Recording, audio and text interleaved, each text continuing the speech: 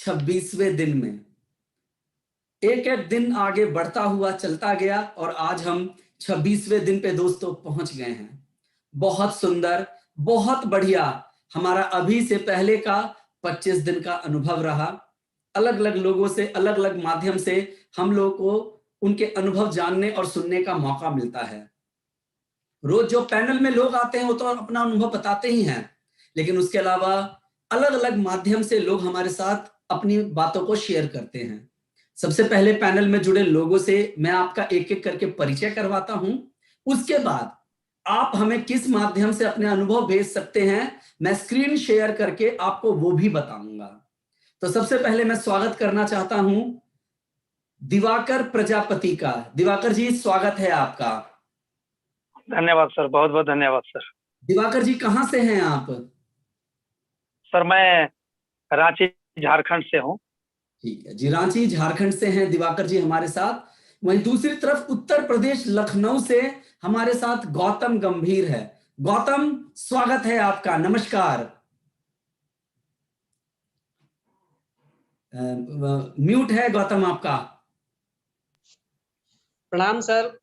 और हमारे जितने भी डिस्ट्रीब्यूटर या जो ग्लेज में है या फिर जिन्होंने हमारा फैमिली का हिस्सा नहीं भी है, उन सबको भी हमारे तरफ से सादर प्रणाम।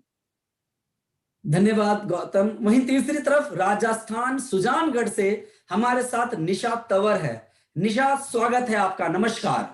Thank you sir. तो पैनल में लोग जुड़े हैं और हम लोग धीरे धीरे इस कार्यक्रम को आगे की तरफ लेके चलेंगे। तो मैं बताना चाहूंगा कि अगर ये कार्यक्रम, ये YouTube चैनल अगर आपने अभी तक सब्सक्राइब नहीं किया है तो सब्सक्राइब जरूर कर ले, क्योंकि ये कार्यक्रम फिलहाल 40 दिन तक चलने वाला है, लेकिन 40 दिन के आगे भी ऐसी प्रेरणादायक चीजें आपको जानने और सीखने को मिलेगी। तो अगर आप अभी तक आपने अगर सब्सक्राइब नहीं किया है तो चैनल को सब्सक्राइब करके बेल आइकन जरूर दबाएं, ताकि इस हर वीडियो का नोटिफिकेशन आपको मिल सके। अगर हमारी ट्रेनिंग आपको अच्छी लग रही है तो लाइक का बटन जरूर दबाएं। और मैं स्क्रीन शेयर करके आपके साथ एक बार स्क्रीन शेयर कर रहा हूं मैं, जिसमें मैं आपके साथ एक मेल आईडी शेयर कर रहा हूं।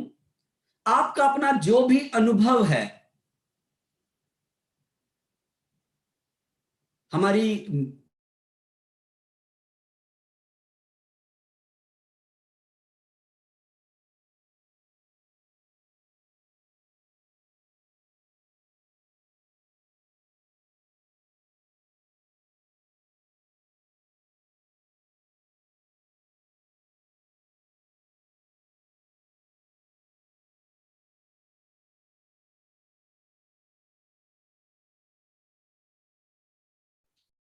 सर आपकी आवाज नहीं आ रही।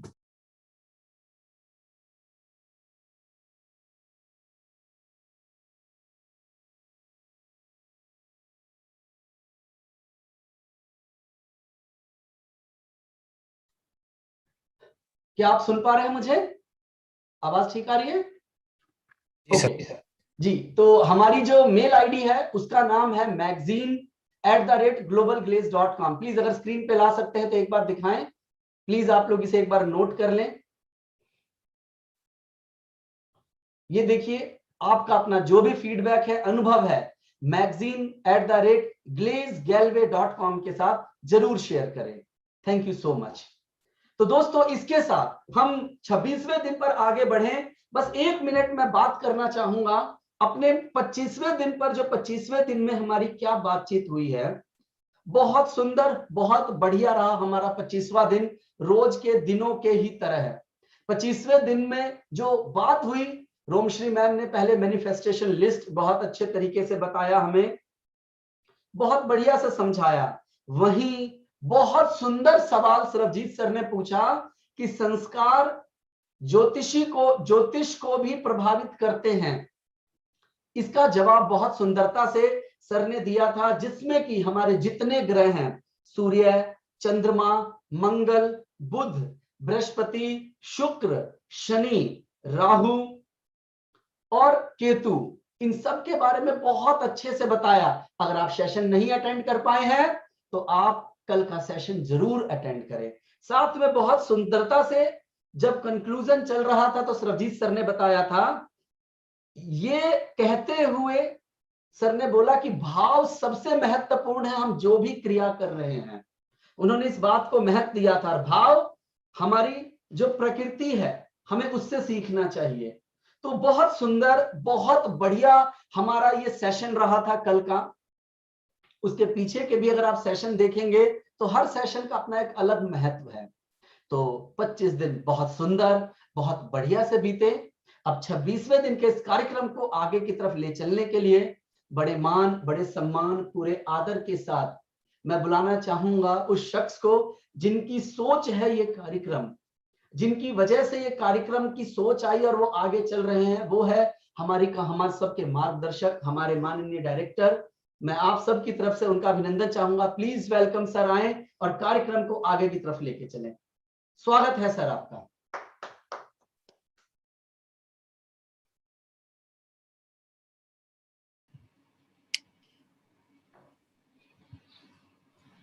आप सभी को मेरा नमस्कार। नमस्कार sir. Thank you so much Kush, and हमारे वो सभी साथी जो हमें इस समय YouTube पर देख रहे हैं, उन सबको भी मेरा नमस्कार। सारे पैनलिस्ट को नमस्कार। जैसे कि कुश ने बताया कि आज हमारा 26वां दिन है इस कार्यक्रम का। मेरे अपने डायरेक्ट सेलिंग के करियर में मैंने इतना लंबा कार्यक्रम चलता हुआ सफलतापूर्वक आज तक कोई नहीं देखा। तो ये ईश्वर की कृपा है, आप सबका प्यार है कि हम सब लोग इस कार्यक्रम को आज 26वें दिन पर सफलतापूर्वक लेकर आए हैं। दोस्तों, आप सबका भी बहुत बहुत धन्यवाद इसके लिए। मेरे साथ इस समय हम सबके अपलाइन मौजूद हैं। चेतन सर, पहले हम एक बार उनको मिल लेते हैं सब लोग।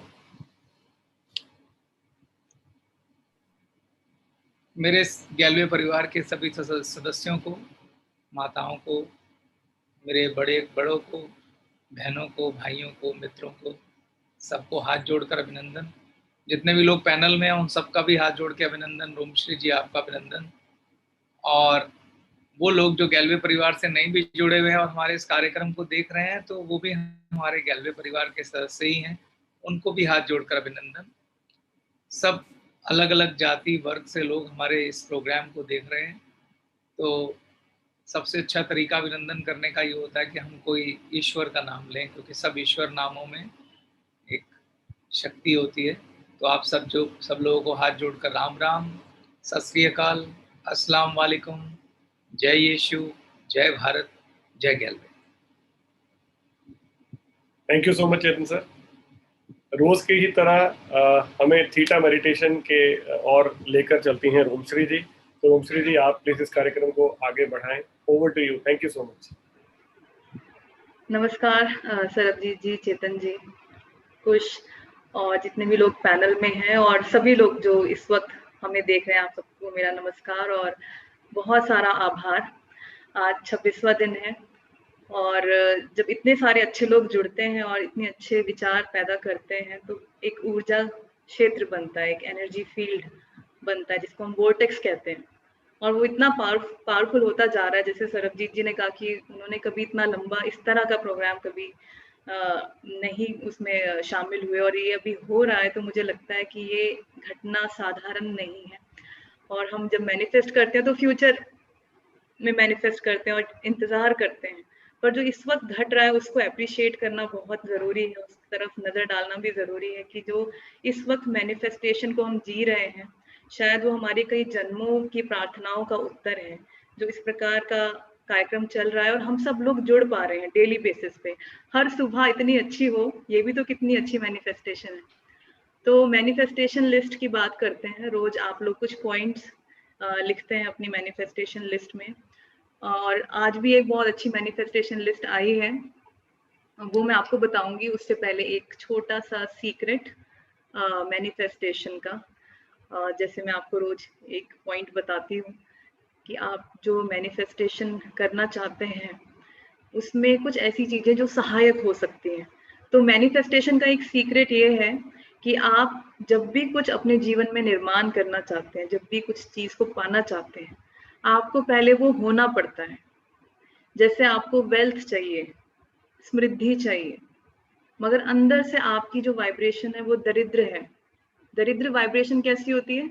जब आपके अंदर विकार हो, जैसे चेतन जी बताते हैं ना कि आपके अंदर विकार है, आपके अंदर ईर्ष्या है, अहंकार है, लालच है, तो वो दरिद्रता वाली वाइब्रेशन है। और आप मैनिफेस्टेशन लिस्ट में लिख रहे हो कि आपको बहुत सारा धन चाहिए, बहुत सारा समृद्धि चाहिए, तो ये दोनों अलग वाइब्रेशन है, वो मैच में नहीं आ सकती।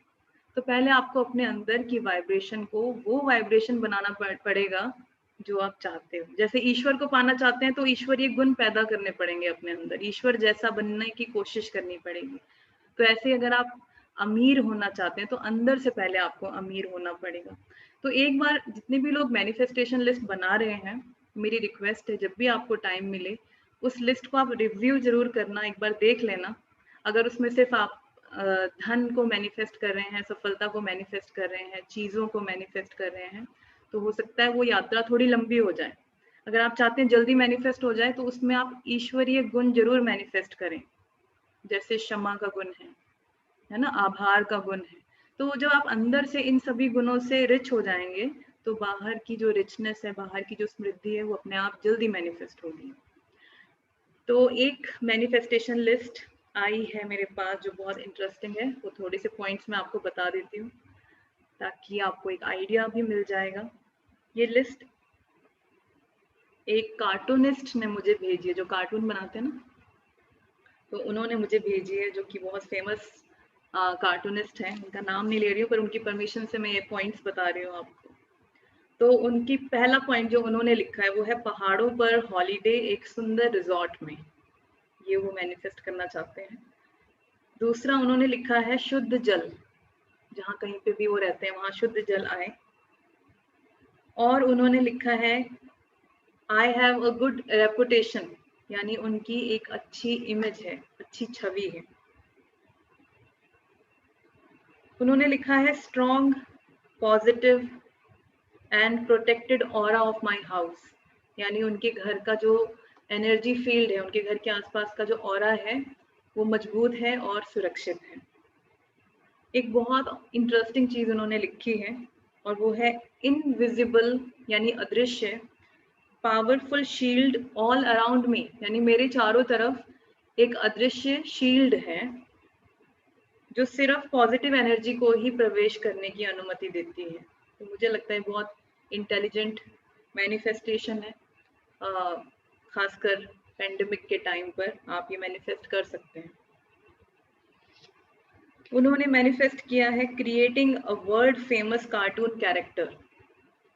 इससे पहले उन्होंने इस लिस्ट में लिखा था कि creating a world famous cartoon character like Donald duck, वो एक ऐसा कार्टून कैरेक्टर बना रहे हैं जैसे डोनाल्ड डक है, जो बहुत ऐतिहासिक रूप से प्रसिद्ध हो गया, पर बाद में जब उन्होंने सुना कि किसी का कॉपी नहीं करना है अपनी मैनिफेस्टेशन लिस्ट में, किसी और के बारे में नहीं मेंशन करना है, तो उन्होंने वो करेक्ट कर लिया और उन्होंने लिखा creating a world famous cartoon character, एक ऐसा कार्टून कैरेक्टर जो वर्ल्ड फेमस हो जाए। उन्होंने कल का जो एक मैंने पॉइंट बताया था चाइल्ड लाइक इनोसेंस, यानी जब आप निश्चल होते हैं, बच्चों की तरह भोलापन होता है, उस गुण को उन्होंने अपने अंदर मैनिफेस्ट करना चाहा है।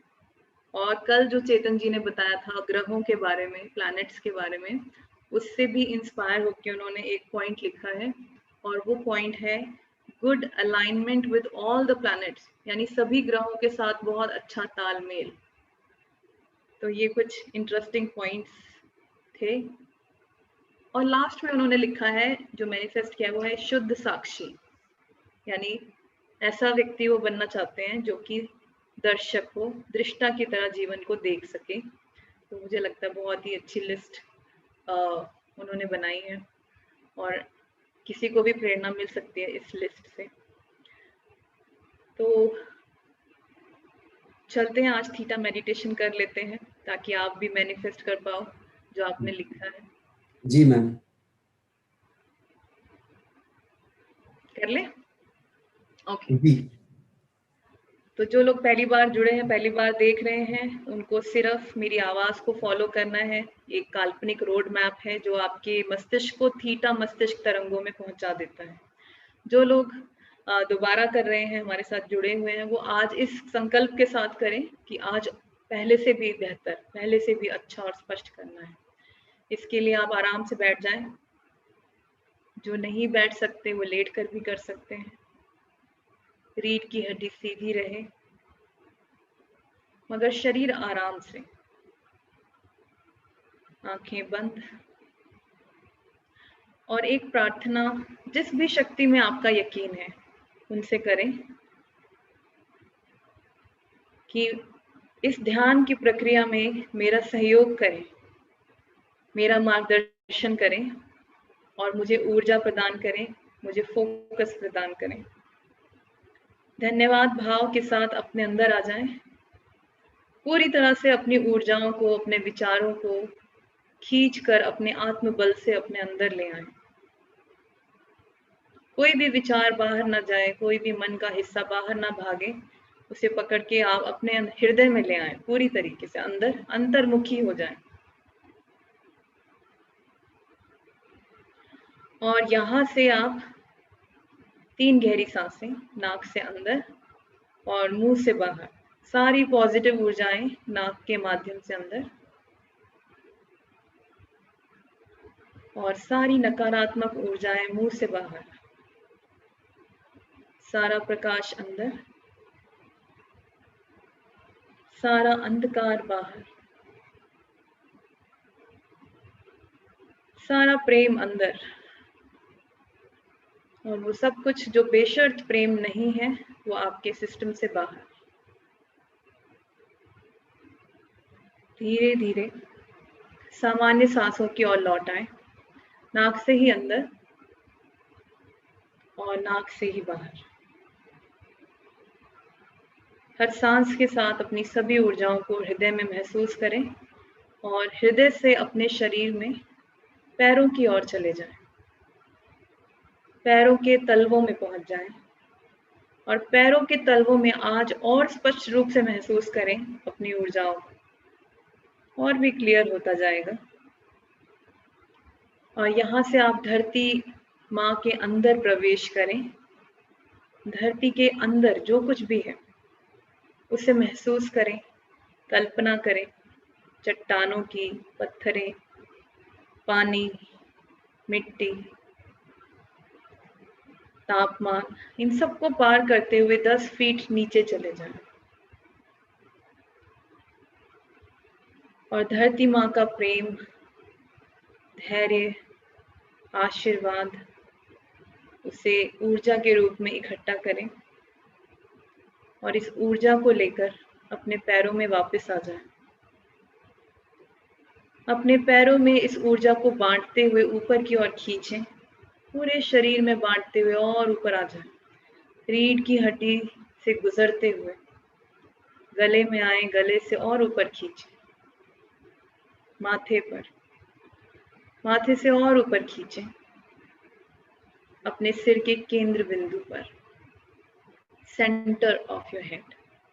और यहाँ से बाहर निकल आए प्रकाश की एक बॉल में। थोड़ा रुककर इसके रंग को महसूस करें। कोई भी रंग इसे दें, इससे आपकी कल्पना शक्ति फोकस्ड हो जाएगी, ऊर्जाएं फोकस्ड हो जाएंगी एक तीर की तरह। इस बॉल के अंदर आप हैं, आपका होश है और ये आपको लेकर ऊपर की ओर उठती है। छत को पार करें और इस बार जब आप छत को पार करें तो ठीक ठीक महसूस करें और ऊपर चले जाएं। पूरी बिल्डिंग को पार करते हुए और ऊपर। बादलों को पार करें। जब बादलों को पार करें तो उनके एक एक अणु को पार करते हुए महसूस करें और ऊपर। पृथ्वी के वातावरण को पार करते हुए और ऊपर। पृथ्वी के ऑरा को पार करें। पृथ्वी के चारों ओर जो वेव्स हैं, वाइब्रेशंस हैं, उन्हें पार करें और इसके फील्ड से बाहर आ जाए अंतरिक्ष में, जहां अलग अलग ग्रह हैं, विशाल ग्रह, नक्षत्र, सैटेलाइट्स, गैसेस और बहुत सारे रंगों की रोशनी। 2 रोशनियों के बीच का गैप, एक के बाद एक इन्हें पार करते हुए और ऊपर और ऊपर और ऊपर खींचे अपने आप को। अंतरिक्ष की ऊर्जाओं को पहचाने और ऊपर चले जाएं और ऊपर अंतरिक्ष के अंतिम बिंदु तक आ जाएं और यहाँ पर इसे भी पार कर जाएं और आप पहुंचते हैं गोल्डन लाइट में, सुनहरे प्रकाश में, जहां हमसे उच्च ऊर्जाएं हैं, देवी देवता, गुरु, संत, पैगंबर, पीर या कोई भी ऊर्जा जो कल्याणकारी है और हमसे उच्च है। थोड़ा कर वहां की ऊर्जाओं को महसूस करें, वहां की शुद्धता को और आशीर्वाद को महसूस करें और ऊपर चले जाएं और ऊपर खींचें अपने आप को और आप पहुंचते हैं एक जेली की लेयर में। एक जेली की तरह पदार्थ है, उसमें आप प्रवेश करें, ठीक ठीक महसूस करें उसके अंदर प्रवेश करते हुए। यहाँ ये प्रकाश की गेंद घुल जाएगी, मेल्ट हो जाएगी और आप आराम से तैरते हुए ऊपर की ओर निकल आए, नियमों के तल पर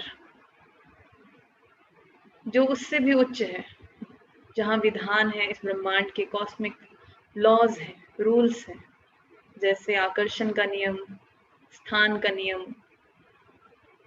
समय का नियम, आकार का नियम, ऊर्जा का नियम, कर्म का नियम। इन सभी आकारों को, चिन्हों को, प्रतीकों को पार करें, इनकी स्ट्रॉन्ग वाइब्रेशंस को भी महसूस करें, मगर ऊपर की ओर खींचते जाएं अपने आप को और ऊपर और ऊपर और सभी आकारों को पार कर जाएं और सबसे उच्चतम नियम पर पहुंच जाएं, जो है करुणा का नियम, जो सभी नियमों से उच्च है, लॉ ऑफ कंपैशन, जिसकी कल्पना आप गुलाबी रोशनी के रूप में कर सकते हैं। अब आप इससे और अधिक परिचित हो चुके हैं, इसमें प्रवेश करें, इस गुलाबी रोशनी में, इसकी शक्ति को महसूस करें, इसे इनहेल करें सांसों के माध्यम से। महसूस करें कि इस ब्रह्मांड में उपलब्ध सभी शक्तियों में सबसे शक्तिशाली बेशर्त प्रेम, करुणा, ये आपको बिल्कुल लाइट कर देगा और ऊपर की ओर धकेल देगा, उस द्वार की ओर जो ईश्वर के तल की ओर खुलता है, क्रिएटर के तल की ओर खुलता है। पहले आपका सिर और फिर बाकी का शरीर ऊपर की ओर प्रवेश करे। जब आप प्रवेश करें तो उस अनुभव को बहुत स्पष्ट रूप से महसूस करें कि आप सफेद रोशनी में प्रवेश कर रहे हैं, जिसका कोई अंत नहीं है, अनंत है। इसमें और ऊपर जाएं, इस बार ईश्वर से कहें मुझे और ऊपर लेकर जाएं। इस ऊर्जा को आप सिर्फ अनंत सफेद प्रकाश के रूप में कल्पना कर सकते हैं, महसूस कर सकते हैं। इस ऊर्जा को आप कोई भी नाम दे सकते हैं, जैसे ईश्वर, अल्लाह, गॉड, ब्रह्मांड की ऊर्जा, रचनात्मक ऊर्जा,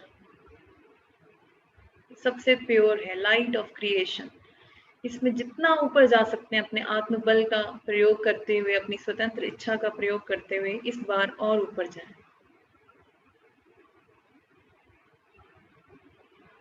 और ऊपर। और जितना ऊपर जाएंगे कोई आकार नहीं रहेगा, सिर्फ और सिर्फ ईश्वर से एक हो जाए, एक एक अणु आपका ईश्वर से एक हो जाए। और यहाँ पर अब हम एक प्रार्थना करेंगे, रिक्वेस्ट करेंगे उन लोगों के लिए जो हमारे जीवन में डायरेक्टली या इनडायरेक्टली कनेक्टेड हैं और किसी भी प्रकार के कष्ट से गुजर रहे हैं। आप मेरे साथ मानसिक रूप से दोहराएंगे, ईश्वर, मैं और आप एक हैं, कोई अलगाव नहीं है। ईश्वर, ये प्रार्थना है या ये कमांड है कि जितने भी लोग मुझसे डायरेक्टली या इनडायरेक्टली जुड़े हैं, शरीर में हैं या शरीर में नहीं हैं, किसी भी प्रकार के कष्ट से गुजर रहे हैं, उन सबको बेशर्त प्रेम की ऊर्जा से भर दें, सबसे उच्चतम और सबसे बेहतर तरीके से। धन्यवाद क्रिएटर, ये हो गया, ये हो गया, ये हो गया, मुझे दिखाएं। और एक विशाल गेंद की कल्पना करें। अब आपकी कल्पना शक्ति और मजबूत हो चुकी है, तो स्पष्ट रूप से महसूस करें उसके अंदर प्रवेश करते हुए। यहाँ वो सभी लोग हैं जो आपके जीवन से जुड़े हुए हैं ऊर्जा रूप में। स्वयं आप भी हैं, आपका परिवार भी है, आपका घर, आपके कमरे, आपका वर्क प्लेस, ऑफिस, आपके पेट्स, आपका स्टाफ, आपकी टीम, दोस्त, रिश्तेदार, आपके कॉन्टेक्ट्स, वो सभी लोग जो शायद अब शरीर में भी नहीं, पर उन्हें आज इस प्रेम की, इस ऊर्जा की जरूरत है। ईश्वर को पता है कहाँ कहाँ ये ऊर्जा पहुंचनी है। थोड़ी देर के लिए आप मेरी आवाज नहीं सुनेंगे, आप ईश्वर से वार्तालाप करें, उनसे पूछें कि किस तक ये प्रकाश जा रहा है, कहाँ कहाँ तक जा रहा है, कौन कौन प्राप्त कर रहा है, उसे महसूस करें।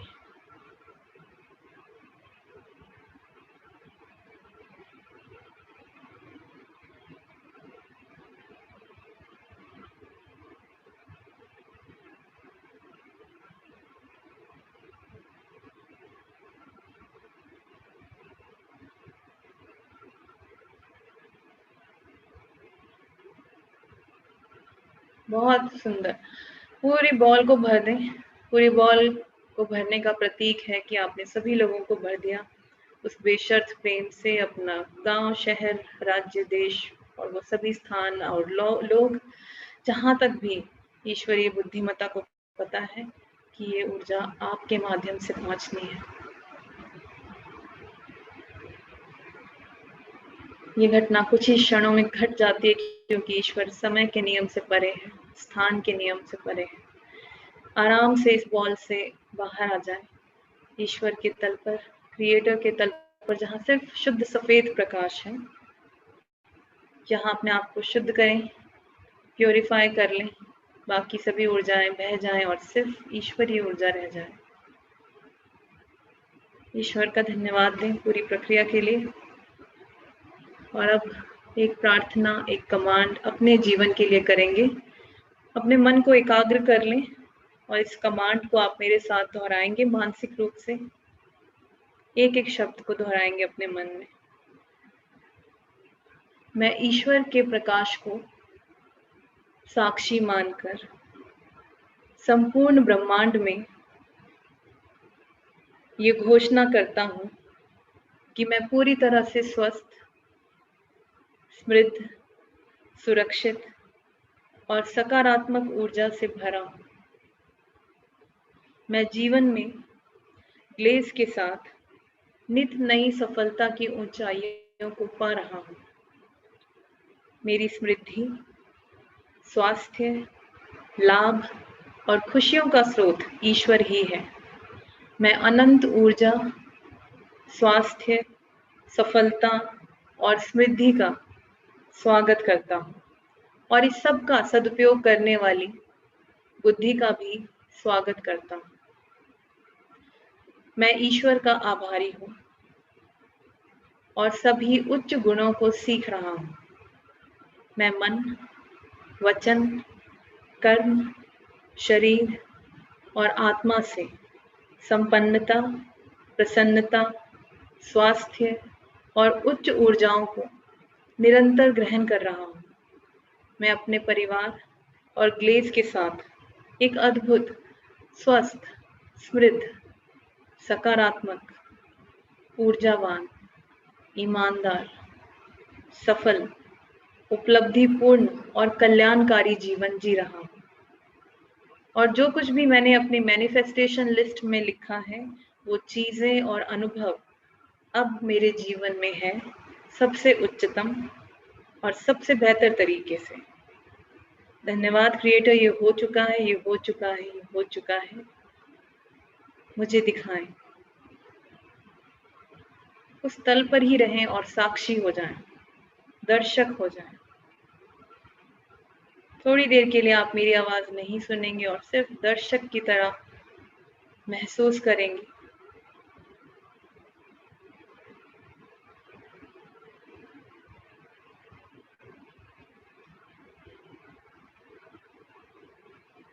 उस सुंदर जीवन को जहाँ सिर्फ प्रेम है, स्वास्थ्य है, समृद्धि है, पॉजिटिविटी है, कल्याण है, ईमानदारी है और प्रसन्नता है। और वो सभी चीजें और अनुभव जो आपने अपनी लिस्ट में लिखे हैं, उन्हें ऐसे जिए कि आप प्राप्त कर चुके हैं।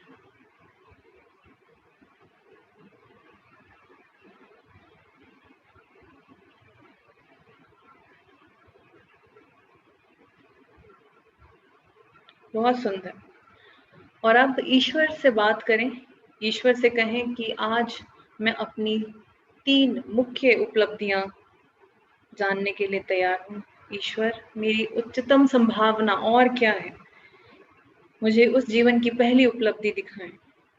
और जैसे आप मन में पर्दा हटाते हैं, ऐसे एक पर्दा हटाएं और उस दृश्य में पहुंच जाएं। अपने मन को थोड़ा और आगे पुश करें, थोड़ा और आगे चले जाएं। अपनी अनंत संभावनाओं को देखें, महसूस करें। कोई डर नहीं, कोई शक नहीं, स्वीकार भाव से।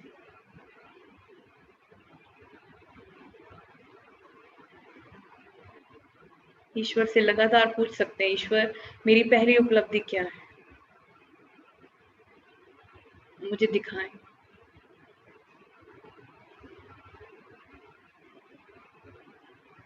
ईश्वर, इसे और स्पष्ट करें, इसका क्या अर्थ है?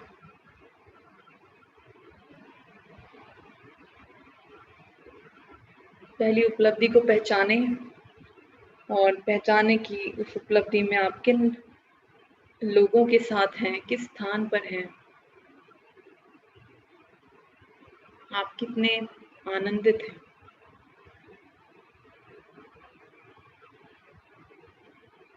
ठीक ठीक पहचान कर दूसरी उपलब्धि की ओर बढ़ जाएं और ईश्वर से कहें, ईश्वर, मेरी दूसरी उपलब्धि क्या होगी, जो मेरी उच्चतम संभावना है। पर्दा हटाकर उस दृश्य में पहुंच जाएं।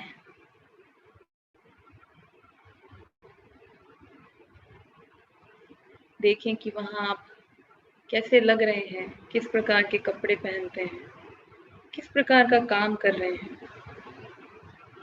कौन लोग आपके साथ हैं उस उपलब्धि में।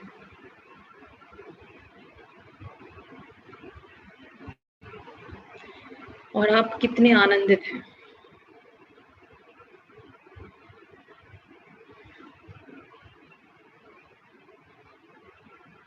और अब ईश्वर से कहें, मेरी तीसरी उपलब्धि मुझे दिखाएं, मेरी और उच्चतम संभावना क्या है? मैं तैयार हूँ जानने के लिए, उसे जीने के लिए। ईश्वर, मुझे दिखाओ।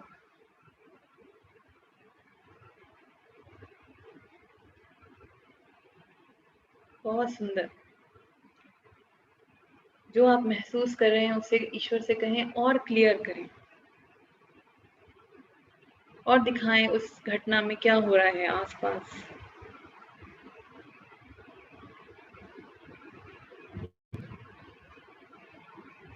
इन तीनों घटनाओं को अपने मन में रजिस्टर करें, याद रखें। इसके लिए ईश्वर का धन्यवाद दें और उन सभी लोगों का जो उन उपलब्धियों से जुड़े हैं। इन सभी ऊर्जाओं को इकट्ठा करें और अपने अंदर ले आएं। अपने सिर के केंद्र बिंदु से प्रवेश करें और जैसे लाइट स्विच ऑन करते हैं, ऐसे अपने ब्रेन में महसूस करें कि आपने लाइट ऑन की है और प्रकाश ही प्रकाश फैल रहा है आपके लेफ्ट ब्रेन में, राइट ब्रेन में, आपके मस्तिष्क के सभी न्यूरॉन्स में, कोशिकाओं में, आपके पूरे चेहरे पर और पूरे शरीर में, मस्तिष्क तंत्र में, श्वसन तंत्र में, पाचन तंत्र में, आपके महत्वपूर्ण ऑर्गन्स में, पूरे नाड़ी तंत्र में, ब्लड में, बोन्स में, सेल्स में ये नई ऊर्जाएं भर रही हैं। और महसूस करें कि आपका शरीर, आपका एक एक सेल इसको किस तरह रिसीव कर रहा है, आत्मसात कर रहा है, अपने अंदर भर रहा है।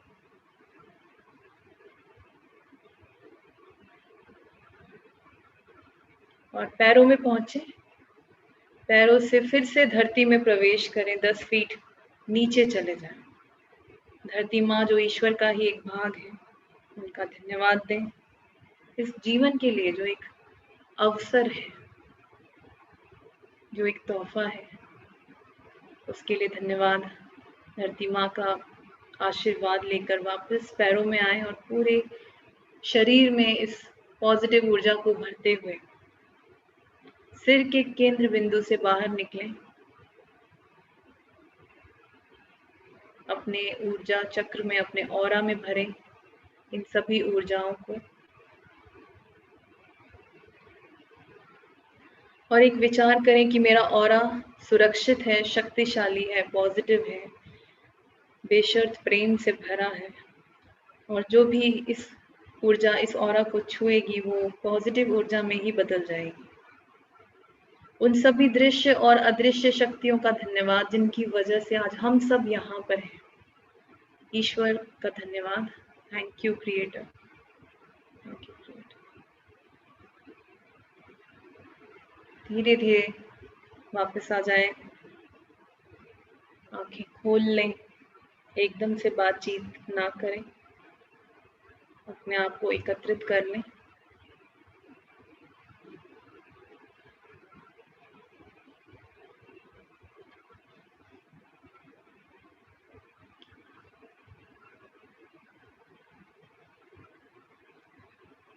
अपने चारों ओर देखें, इस नई ऊर्जा के साथ आप एक नई वाइब्रेशन लेकर आते हैं हर बार। ईश्वर की ऊर्जा बहुत शक्तिशाली है, उस शक्ति को लेकर आप आते हैं, तो उसको डाइजेस्ट करें, पानी पी लीजिए, थोड़ा सा रजिस्टर कर लीजिए।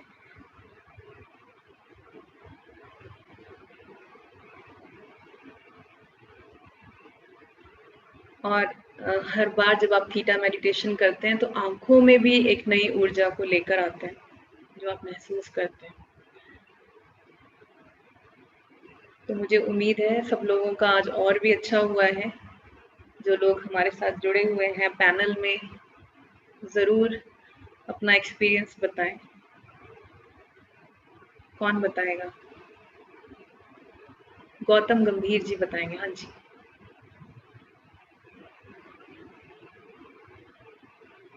आपका म्यूट है। सबसे पहले हमारे आदरणीय director Shri Chetan Handa sir, Shri Sanjeev sir, Shri Sarabjit sir के चरण में हृदय तल की गहराइयों से नमन है, प्रणाम है। साथ ही साथ हमारे great upline Shri Kumar sir को भी हृदय तल की गहराइयों से मेरा प्रणाम है। और इस खूबसूरत यात्रा के लिए रोम श्री मैम, आपको हृदय तल की गहराइयों से चरण स्पर्श। सबसे पहले मैम मैं बताना चाहूंगा कि जब ये लॉकडाउन हुआ था उसके बाद से चीजें बिखर गई थी, समझ में नहीं आ रहा था क्या करे क्या ना करे। वैसे एससीपी की प्रक्रिया जब परेशानी में थे कर रहे थे 2013 से ही, लेकिन जब लॉकडाउन हुआ तो चीजें थोड़ी सी अलग हो गई, अलग दुनिया में लग रहा था चले गए, पता नहीं क्या होगा कैसे होगा, बड़े सारे सवालात मन में चल रहे थे। लेकिन जैसे ही ये कार्यक्रम स्टार्ट हुआ, मतलब ऐसा लगा जैसे संजीवनी मिल गई हो, जैसे लक्ष्मण को प्राण बचाने के लिए संजीवनी की जरूरत थी। वैसे ही ये जो 40 दिन का हमारा कार्यक्रम है, डे 1 से ही मतलब ऐसा लगा कि संजीवनी मिल गई है। और आसपास का वातावरण पता नहीं कैसे थीटा करने के बाद दूसरे के दिन के बाद से ही ऐसा लगा सब कुछ नॉर्मल है और हमारा लाइफ बिल्कुल पहले की तरह है, चीजें बिल्कुल समान हो रही है। और मैं बहुत बहुत धन्यवाद देना चाहूंगा स्पेशली हमारे सभी डायरेक्टर सर को, जिन्होंने इतनी अच्छी कार्यक्रम मानव सेवा में शुरू किए हैं। और मैं बात करूं जब मैं उन 3 उपलब्धियों के बारे में, तो पता नहीं डे 1 से ही मैं ये देख पा रहा हूं कि जब जैसे ही मैं ईश्वर से पूछता हूं, ईश्वर पहली उपलब्धि क्या है मुझे दिखाएं, तो डे 1 से डे 22 तक मुझे ये दिख रहा है कि हमारी कंपनी 1 लाख करोड़ की हो गई है। अब मैं ये देख रहा हूं कि हमारी कंपनी 1 लाख करोड़ की हो गई है, प्लस मैं उसमें ये जब दूसरी उपलब्धि के बारे में ईश्वर से पूछता हूं तो ये देखता हूं कि अमेरिका में एक सिटी है ह्यूस्टन। मैं मैम वहां पे देखता हूं कि वहां पे बहुत बड़ा कंपनी का फंक्शन हो रहा है और मैं स्टेज पे कंपेयरिंग कर रहा हूँ, और कंपेयरिंग से पहले कुछ सर हमें काफी प्रिपेयर कर रहे हैं कि किस तरीके से करना है, और वहां पे एक बहुत बड़ी इंसेंटिव मिल रही है। और मैं दूसरी उपलब्धि में ही देखता हूँ कि वहां पे मैं उसका 50% उसी स्टेज से ही मैं ये ऐलान कर रहा हूँ कि हमारे देश के सैनिकों की जो रक्षा बजट है ये उसमें दे दिया जाए। तो चेतन सर आके मुझे गले लगाते हैं।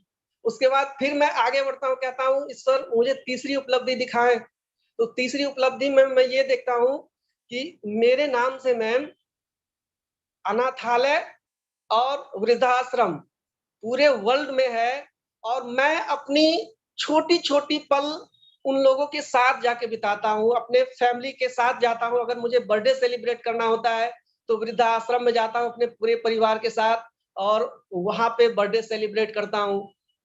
उसी तरीके से मुझे एक और आज स्पष्ट चीज देखने को मिला कि जो मेरे बच्चे हैं, छोटे से हैं, मैं अपने बच्चे को ये समझा रहा हूँ, ग्लेज के बारे में बता रहा हूँ कि ये दुनिया की सबसे बेस्ट कंपनी है। आज मैं जो कुछ भी हूँ यही से हूँ, यही तुम्हारा फ्यूचर है, और अच्छी-अच्छी चीजें उसको सिखा रहा था। और काफी सारी मतलब शब्दों में मैं बयान नहीं कर पा रहा हूँ मैम। वहां से आने का मन नहीं कर रहा था, मन कर रहा था बस ये लाइफ बस यूं ही चलता रहे।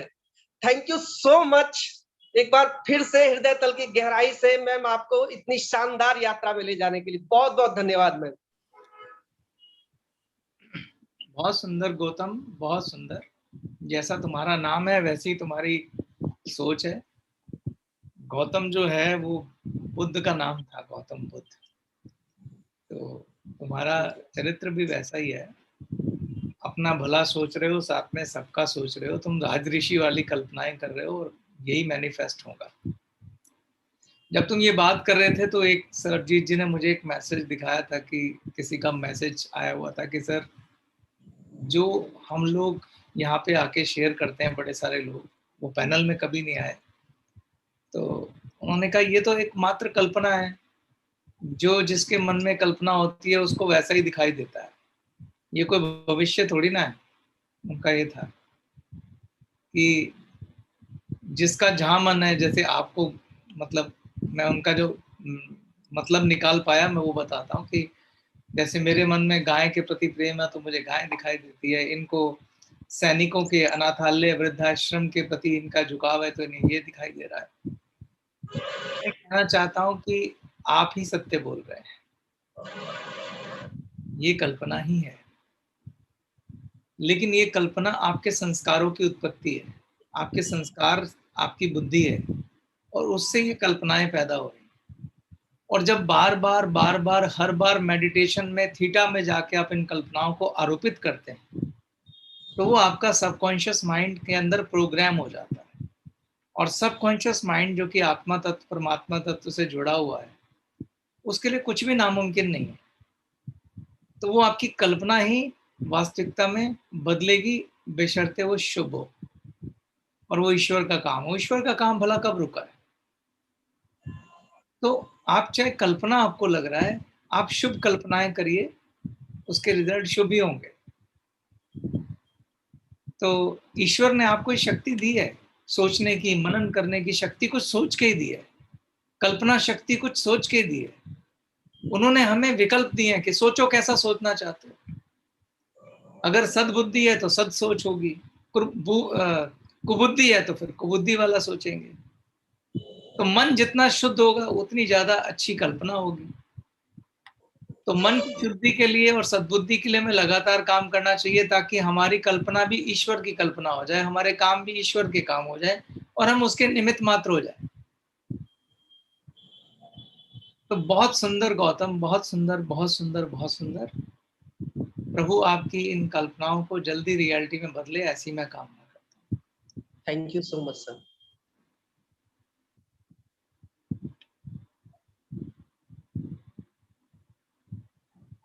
आपको सर आप कौन अनुभव बताना चाह रहे हैं? दिवाकर जी, दिवाकर जी म्यूट है दिवाकर आपका।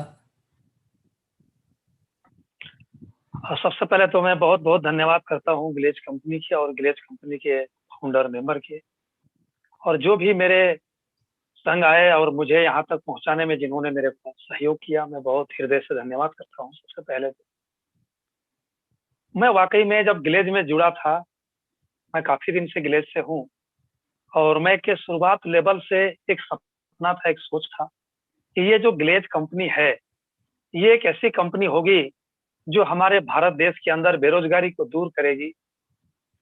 जितने भी हमारे देश के अंदर कुरीतियां चल रही हैं, या तो बलात्कार हो, हत्याएं हैं, चोरी है, डकैती है, इसी बिजनेस के माध्यम से हर लोग एक अच्छे लाइन पर चलेंगे और बहुत ही अच्छे तरीके से अपने परिवार को रखेंगे, और हमारा देश इस प्रकार से बहुत एक नया भारत बनेगा।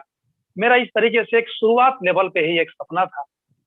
बट जिस तरीके से 2020 में सर लॉकडाउन हुई, उस लॉकडाउन में मैं भी बिखर गया था, और मेरे को जिस तरीके से जो जिनसे भी बात हो तो हमारे अपने इस कंपनी के बारे में, इस कंपनी को मैं अपने कंपनी भले बोल रहा हूँ, बट ये मेरा जीवन है। जब मैं इस जीवन के बारे में, जब मेरे को कोई बुराई बात करते थे फोन के माध्यम से या जिस भी माध्यम से, मुझे अंदर से बहुत बुरा लगता था, बहुत खराब लगता था, चाहे वो अपने ही क्यों ना हो।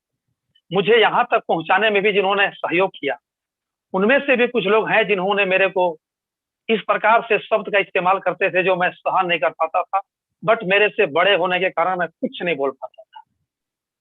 और मैं एक उम्मीद था कि इस समस्या के घड़ी में उन शख्स के साथ मेरा कुछ ऐसा बात हो, या मीटिंग के माध्यम से हो, या मैं उनका चेहरा देखूं, बट ऐसा नहीं हो पाता था। लेकिन जब से ये लाइफ चेंजिंग प्रोग्राम शुरू हुआ सर, मैं रोज दिन जैसा, आज को लेकर मैं 2 दिन ही मैं स्टे किया हूँ कि मैं अनुपस्थित रहा हूँ इस प्रोग्राम से। बट रात की, मैं अगर हम सपना की बात कहें सर, बहुत ही अच्छा सपना मेरे को रात में दिखाई दिया, जबकि मैं कल इस प्रोग्राम में अटेंड नहीं किया था। बट रात का जो सपना था सर मेरा, आधी रात में सोते हुए इतना अच्छा माहौल था। हमारे एक अपलाइन होते हुए हमारे गार्जियन स्वरूप जो पिछले महीने ही गुजर गई धरती से, उनका भी सपना में बहुत हंसता चेहरा दिखाई दिया। हम सभी लोगों का एक अच्छा खुशनुमा माहौल था कि मैं इमेजिंग नहीं कर सकता हूँ, मैं इस शब्दों में नहीं बता सकता हूँ सर।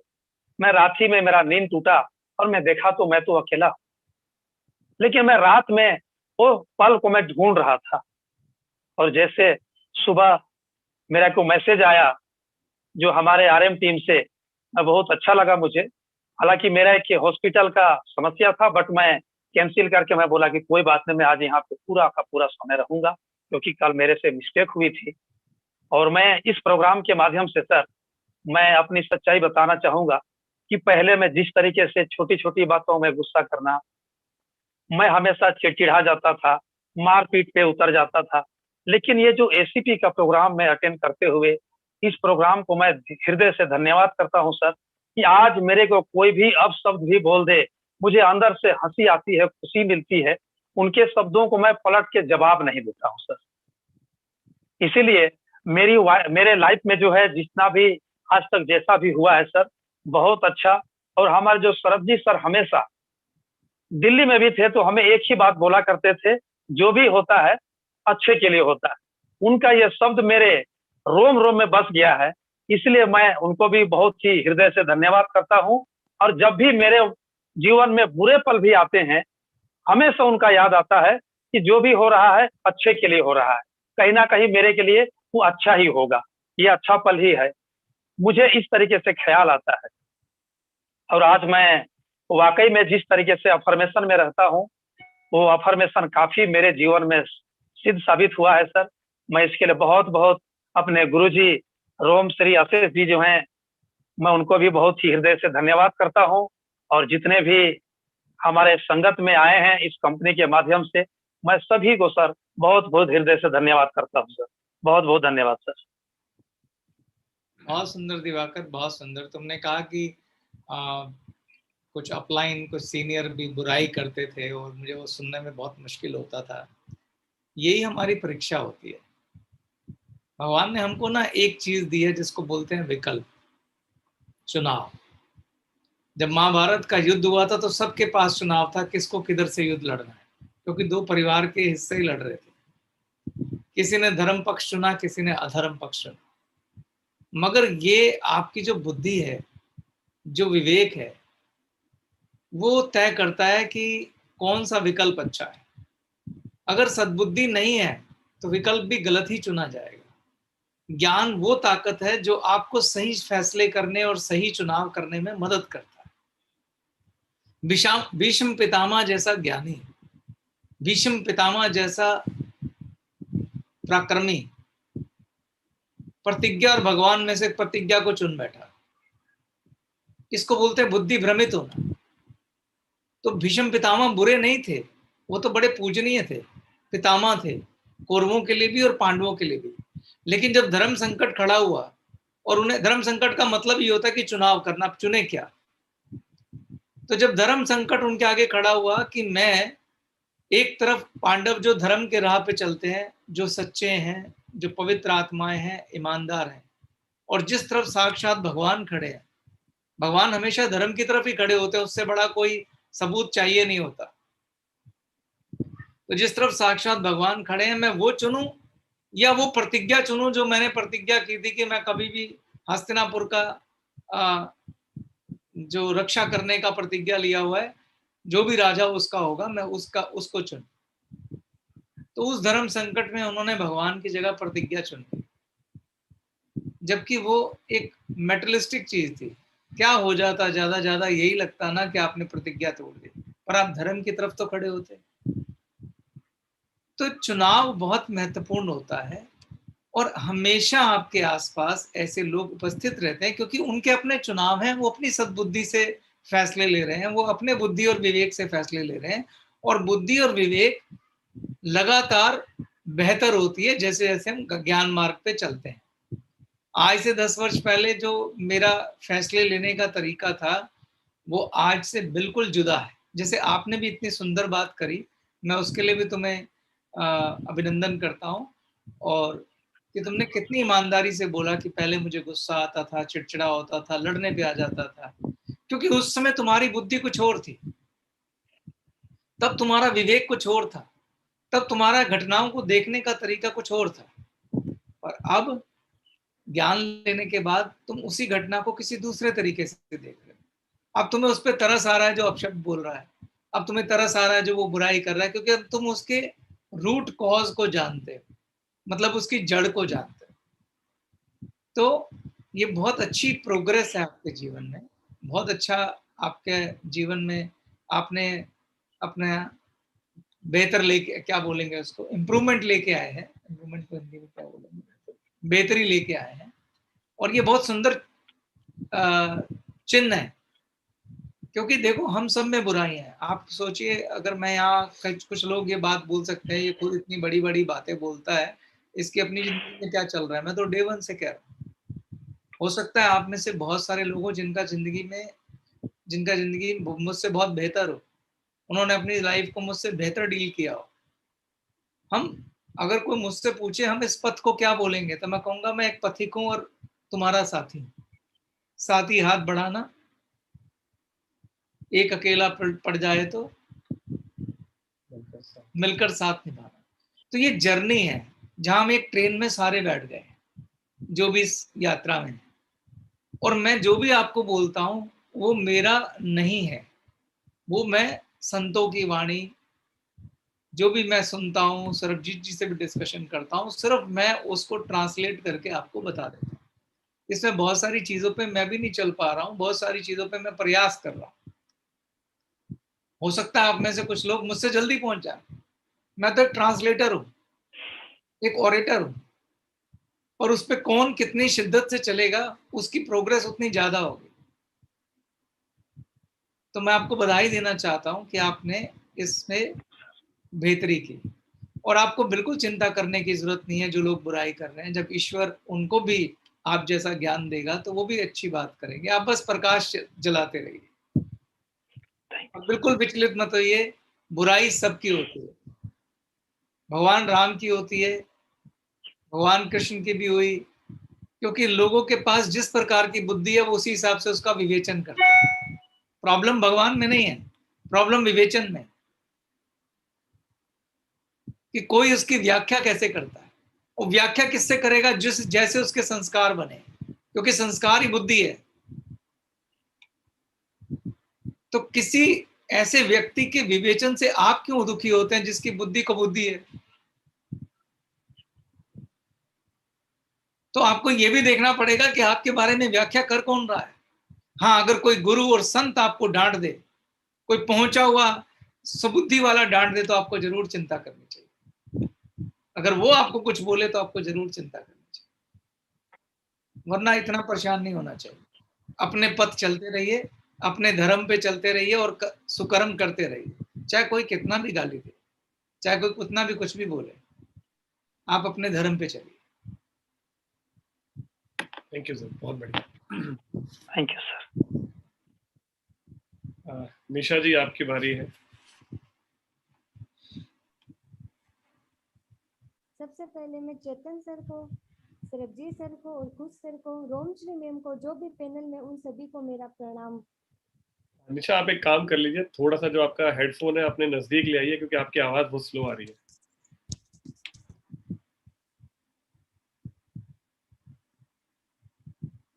आवाज स्लो आ रही है सर? ठीक है, अब ठीक है, अब ठीक है, अब ठीक है। सर, सबसे पहले मेरा चेतन सर को, सरबजीत सर को, खुश सर को, रोमश्री मैम को, जो भी पैनल में, उन सभी को मेरा सादर प्रणाम। सर, सबसे पहले मैं ये बताना चाहूंगी कि ये थीटा करके मुझे बहुत अच्छा फील हो रहा है। नहीं, पहले मैंने केवल एससीपी के बारे में सुन रखा था कि हमारी कंपनी में एससीपी का कोई प्रोग्राम है जो चलाया जाता है, यानी जिससे इनर हीलिंग होती है।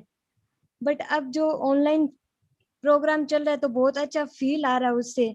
और चेतन सर, आपको मैं दिल से धन्यवाद बोलना चाहूंगी कि आप हमेशा नए नए टॉपिक पर बात करते हैं, यानी एक्साइटमेंट रहती है। और सरबजीत सर नए नए क्वेश्चन पूछते हैं तो डेली 10 बजते ही एक्साइटमेंट रहता है कि सर आज क्या पूछेंगे और चेतन सर आज किस टॉपिक के ऊपर डिस्कस करेंगे। तो सर, आपका बहुत बहुत धन्यवाद। सर, यदि मैं उपलब्धियों की बात करूं तो मैं सबसे पहले अपनी जो फर्स्ट उपलब्धि है वो आपके साथ में शेयर करना चाहूंगी कि मैंने अपने आप को सामाजिक कार्य करते हुए देखा। जैसे मैं गायों की सेवा कर रही हूँ और पक्षियों की सेवा कर रही हूँ, और जैसे कोई वृद्ध आश्रम है तो बुजुर्गों की सेवा कर रही हूँ। और ऐसे जो भी सोशल वर्क है उसमें मेरे से जितना हो पा रहा है मैं उतना कर रही हूँ, वो भी निष्काम भाव से और अपना स्वधर्म समझ के वो सारे कार्य में कर रही हूँ। तो थैंक यू सर, ऐसी प्रेरणा देने के लिए। चेतन सर ने जो भी बताया उसका ये रिजल्ट है। और जो दूसरी मेरी अचीवमेंट है वो यही है कि मैं अपने जो पेरेंट्स है उनकी जो भी इच्छाएं है वो सब पूरी करूं। जिस प्रकार से उन्होंने मेरी इच्छाएं पूरी की, मैं भी उनकी सारी इच्छाएं पूरी करूं, उनकी सेवा करूं।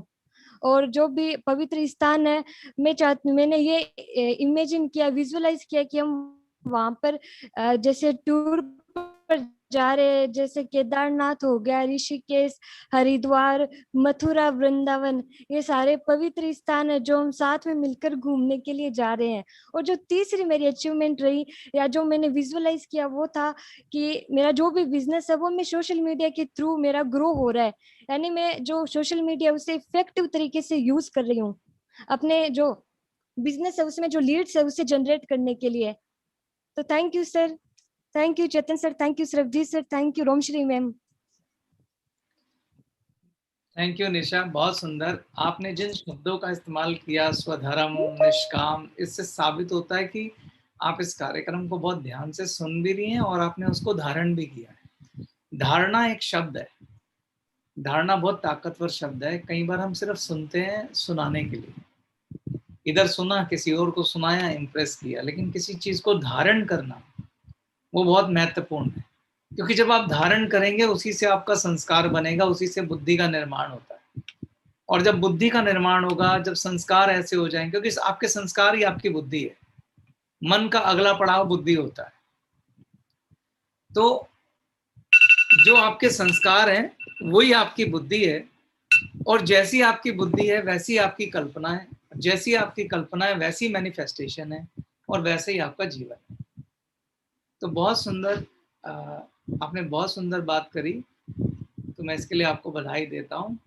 आपको बस ये कहना चाहता हूँ, बहुत सही मार्ग पे हैं, आपकी बुद्धि का निर्माण हो थैंक रहा यू है, सर। जैसे दिवाकर का भी बुद्धि का निर्माण हो रहा है और वो आज चीज़ों को दूसरे तरीके से देखने लग गए हैं। मुझे बड़ा अच्छा लग रहा है जब शुरू में लोग थीटा के मैनिफेस्टेशन बताते थे और आज के मैनिफेस्टेशन में बहुत अंतर है। आज स्वार्थ और परमार्थ का संगम लगभग सबके पास है, क्योंकि सब समझे हैं कि किस प्रकार से सोचना है, और यही बुद्धि है। ये वो वाली बात है कि भगवान तो खड़े हैं पर मांगे क्या। अब बुद्धि नहीं है मांगने के लिए, तो मांगोगे कोई अड़ांग सड़ांग, है ना।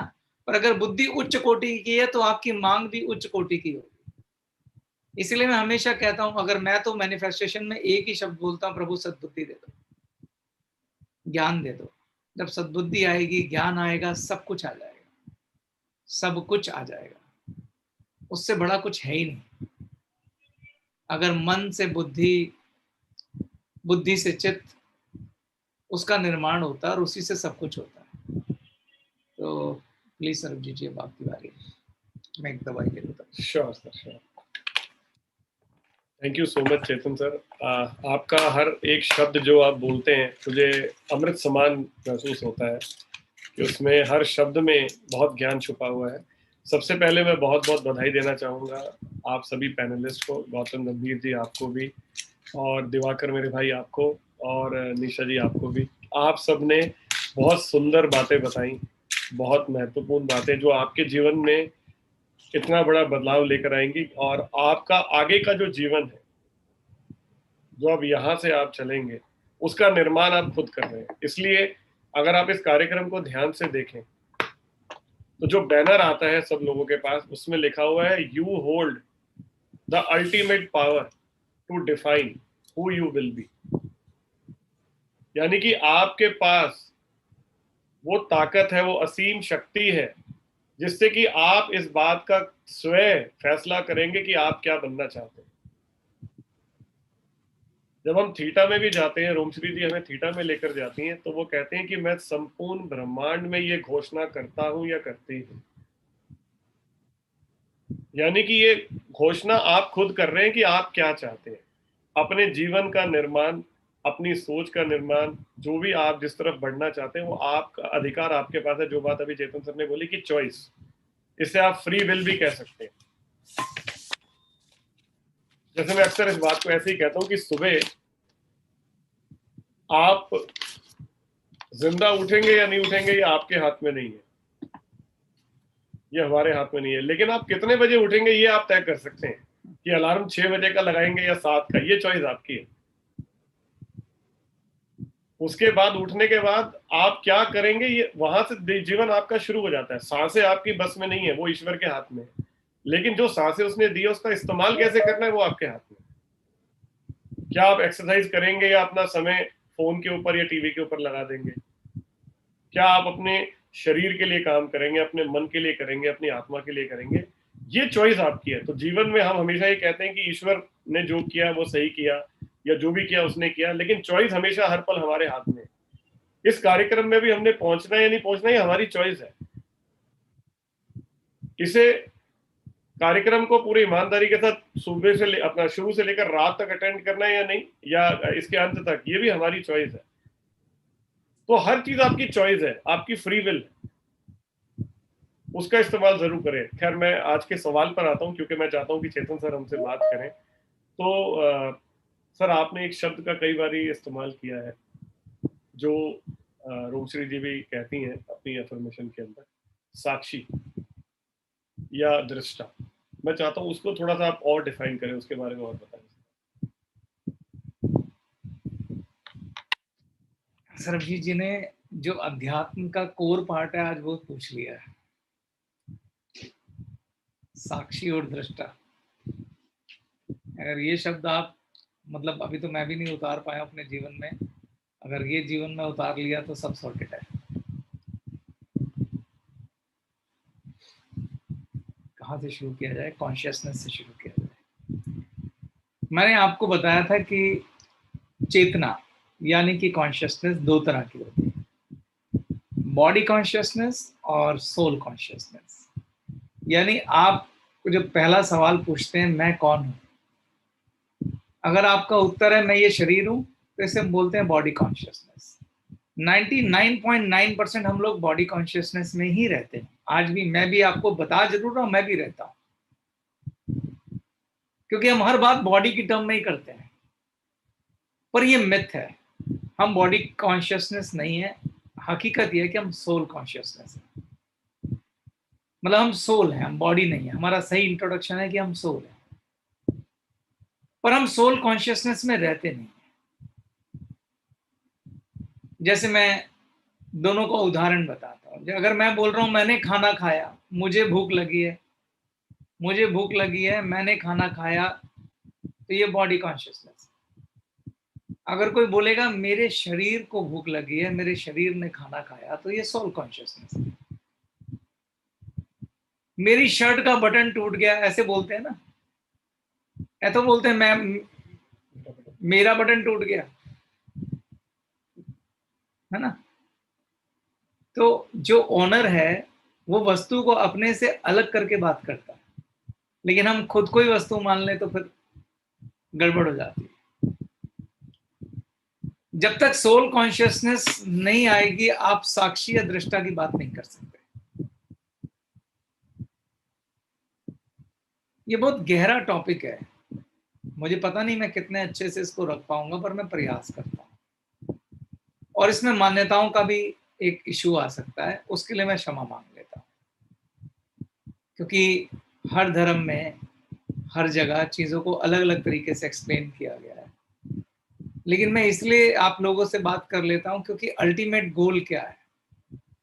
जितने मर्जी रास्ते हों, जितने मर्जी तरीके हों, मंजिल पे पहुंचा जा सकता है।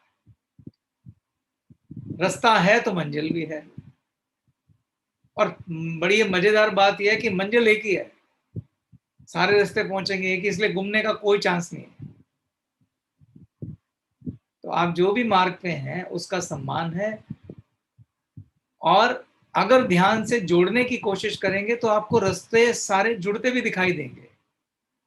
हर एक व्यक्ति ने उसको अलग अलग भाषा में, अलग अलग शैली में, अलग अलग तरीके से कहा है। कोई बाइक पे बिठा के ले जा रहा है, कोई कार पे बिठा के ले जा रहा है, कोई बैलगाड़ी में ले जा रहा है, कोई पैदल ले जा रहा है, कोई दौड़ा के ले जा रहा है, कोई घोड़े पे ले जा रहा है, पर सब आपको वहीं ले जा रहे हैं। प्रॉब्लम तब शुरू होती है जब हम साधन पे फोकस कर देते हैं। हम घोड़े पे फोकस करें, बाइक पे फोकस करें, कार पे फोकस करें, जबकि हमें फोकस करना चाहिए गति पे। हमें फोकस करना चाहिए कि कोई ले जा रहा है रास्ते पे, कि ठीक है, हमें मंजिल पे फोकस करना चाहिए।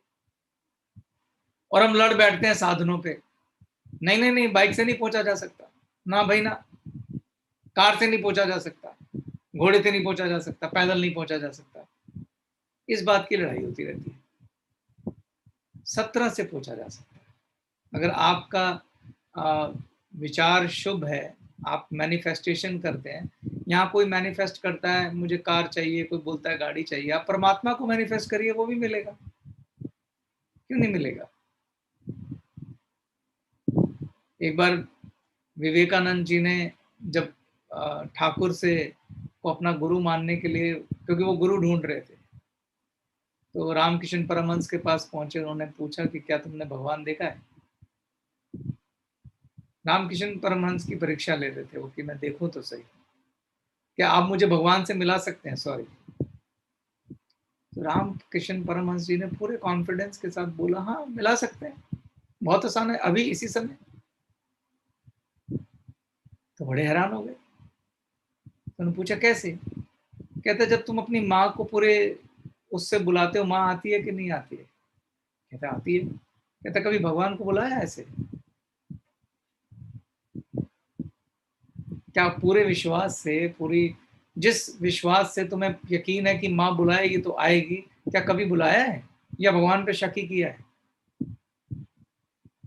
तो विवेकानंद जी ने उसी समय उनके चरण पकड़ लिए और वहां से उनको अपना सदगुरु बनाया।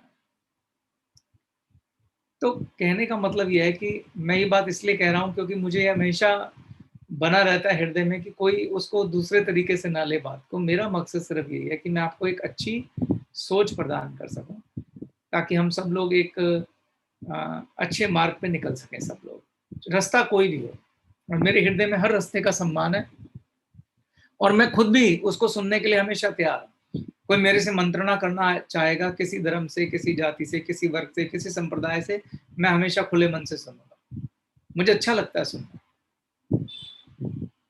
और मेरे कुछ मित्र हैं जो अलग अलग धर्म से, हम चर्चाएं भी करते हैं और बड़ा आनंद आता है, और हम लोग आपस में कंक्लूड करते हैं ऑलमोस्ट सब एक ही बात कर रहे हैं, बस नियमों में ऊपर नीचे है, किसी का नियम कुछ और है, किसी का नियम कुछ और है, किसी का नियम कुछ और है, पर जो कोर है, कोर सब वहीं पहुंचाने की बात करते हैं। अगर आप इस पर से ध्यान हटा दें कि कोई कार से जा रहा है, कोई बाइक से जा रहा है, कोई घोड़ा गाड़ी से जा रहा है, तो आप पाएंगे कि हम जा तो सब रहे हैं, और वही महत्वपूर्ण है, और जा एक ही जगह रहे।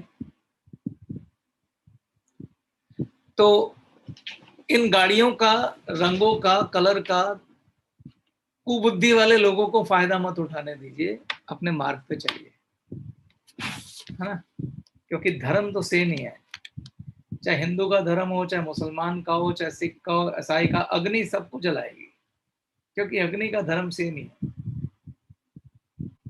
पानी सबको शीतल पहुंचाएगा, बिल्कुल फर्क नहीं करेगा तो किस धर्म से है। प्रकृति को देखो ना एक बार ध्यान से, वो जब वो फर्क नहीं कर रही है, अगर भगवान ने कोई धर्म श्रेष्ठ बनाया होता तो प्रकृति भगवान ने बनाई है, हर धर्म के साथ अलग अलग व्यवहार करती। अरे भाई ये हिंदू है, श्रेष्ठ है, इसको मीठा जल पिलाओ, मगर ये सिख है, इसको खारा पिलाओ, ऐसा है क्या? नहीं है ना। तो जब भगवान की बनाई चीजों ने इनमें फर्क नहीं किया तो हम और आप क्यों कर रहे हैं? इसका मतलब हम ईश्वर पे शक कर रहे हैं, और सही नहीं है। तो चलो खैर, मैं वापस साक्षी और दृष्टा पे आता हूं, नहीं तो प्रश्न कहीं और निकल जाएगा। जब आप सोल कॉन्शियसनेस में होते हैं तो आप साक्षी हो जाते हैं। इसको लिए बहुत गहराई में जाना हो तो आपको तत्व ज्ञान से समझना पड़ता है, जिसको मैं यहाँ छेड़ूंगा नहीं, क्योंकि तत्व ज्ञान बहुत बहुत गहरा है और उसमें लंबा चला जाएगा। उसको जब भागवत गीता पढ़ाएंगे तब बात करेंगे। सांख्य योग की बात कर रहा हूँ, तत्व ज्ञान की, पर थोड़ा सा बेसिक वे में साक्षी समझाने का प्रयास करता हूँ। जब आप कोई मूवी देखने जाते हैं, जब आप कोई पिक्चर देखने जाते हैं, तो उस मूवी में जो भी हो रहा होता है वो आपके इमोशंस को ऊपर नीचे तो कर रहा होता है, लेकिन बिहाइंड द माइंड आपको क्लियर होता है कि ये बस एक मूवी है। आप उस मूवी को साक्षी भाव में या दृष्टा भाव में देखते हैं कि आप विटनेस कर रहे हैं कि क्या हो रहा है, और बाद में उसके बारे में अपनी राय भी प्रकट करते हैं। हीरो ने अच्छा रोल किया, हीरोइन ने अच्छा रोल किया, पिक्चर में ये अच्छा नहीं था, वो अच्छा था, वो बहुत ही कमाल था, ये बहुत अच्छा था, ऐसा करते हैं। तो जब आप मूवी देख रहे हैं तो आप साक्षी भाव में देख रहे हैं, क्योंकि आप चाह के भी उस मूवी में कुछ बदल नहीं सकते। आपके पास एक ही है, बस आपने देखना है कि क्या हो रहा है। रचना करने वाला कोई और था, उसने रचना कर दी, डायरेक्टर कोई और था, उसने डायरेक्टर बना दिया, और बाकी सब लोग एक रोल अदा कर रहे हैं, आप उसको देख रहे हैं, उससे आपके इमोशन ऊपर नीचे हो रहे हैं, मगर आप चाह के भी उस मूवी में कोई चेंज नहीं कर सकते। हाँ, चिंतन कर सकते हो। तो जब मूवी देख के आप बाहर आते हैं तो फिर आप चिंतन करते हैं। मैं सरबजीत के साथ मूवी देख के, ऐसा हो ही नहीं सकता हम बात ना करें। अच्छी होगी तो अच्छी बोलेंगे, बुरी होगी तो बुरी बोलेंगे।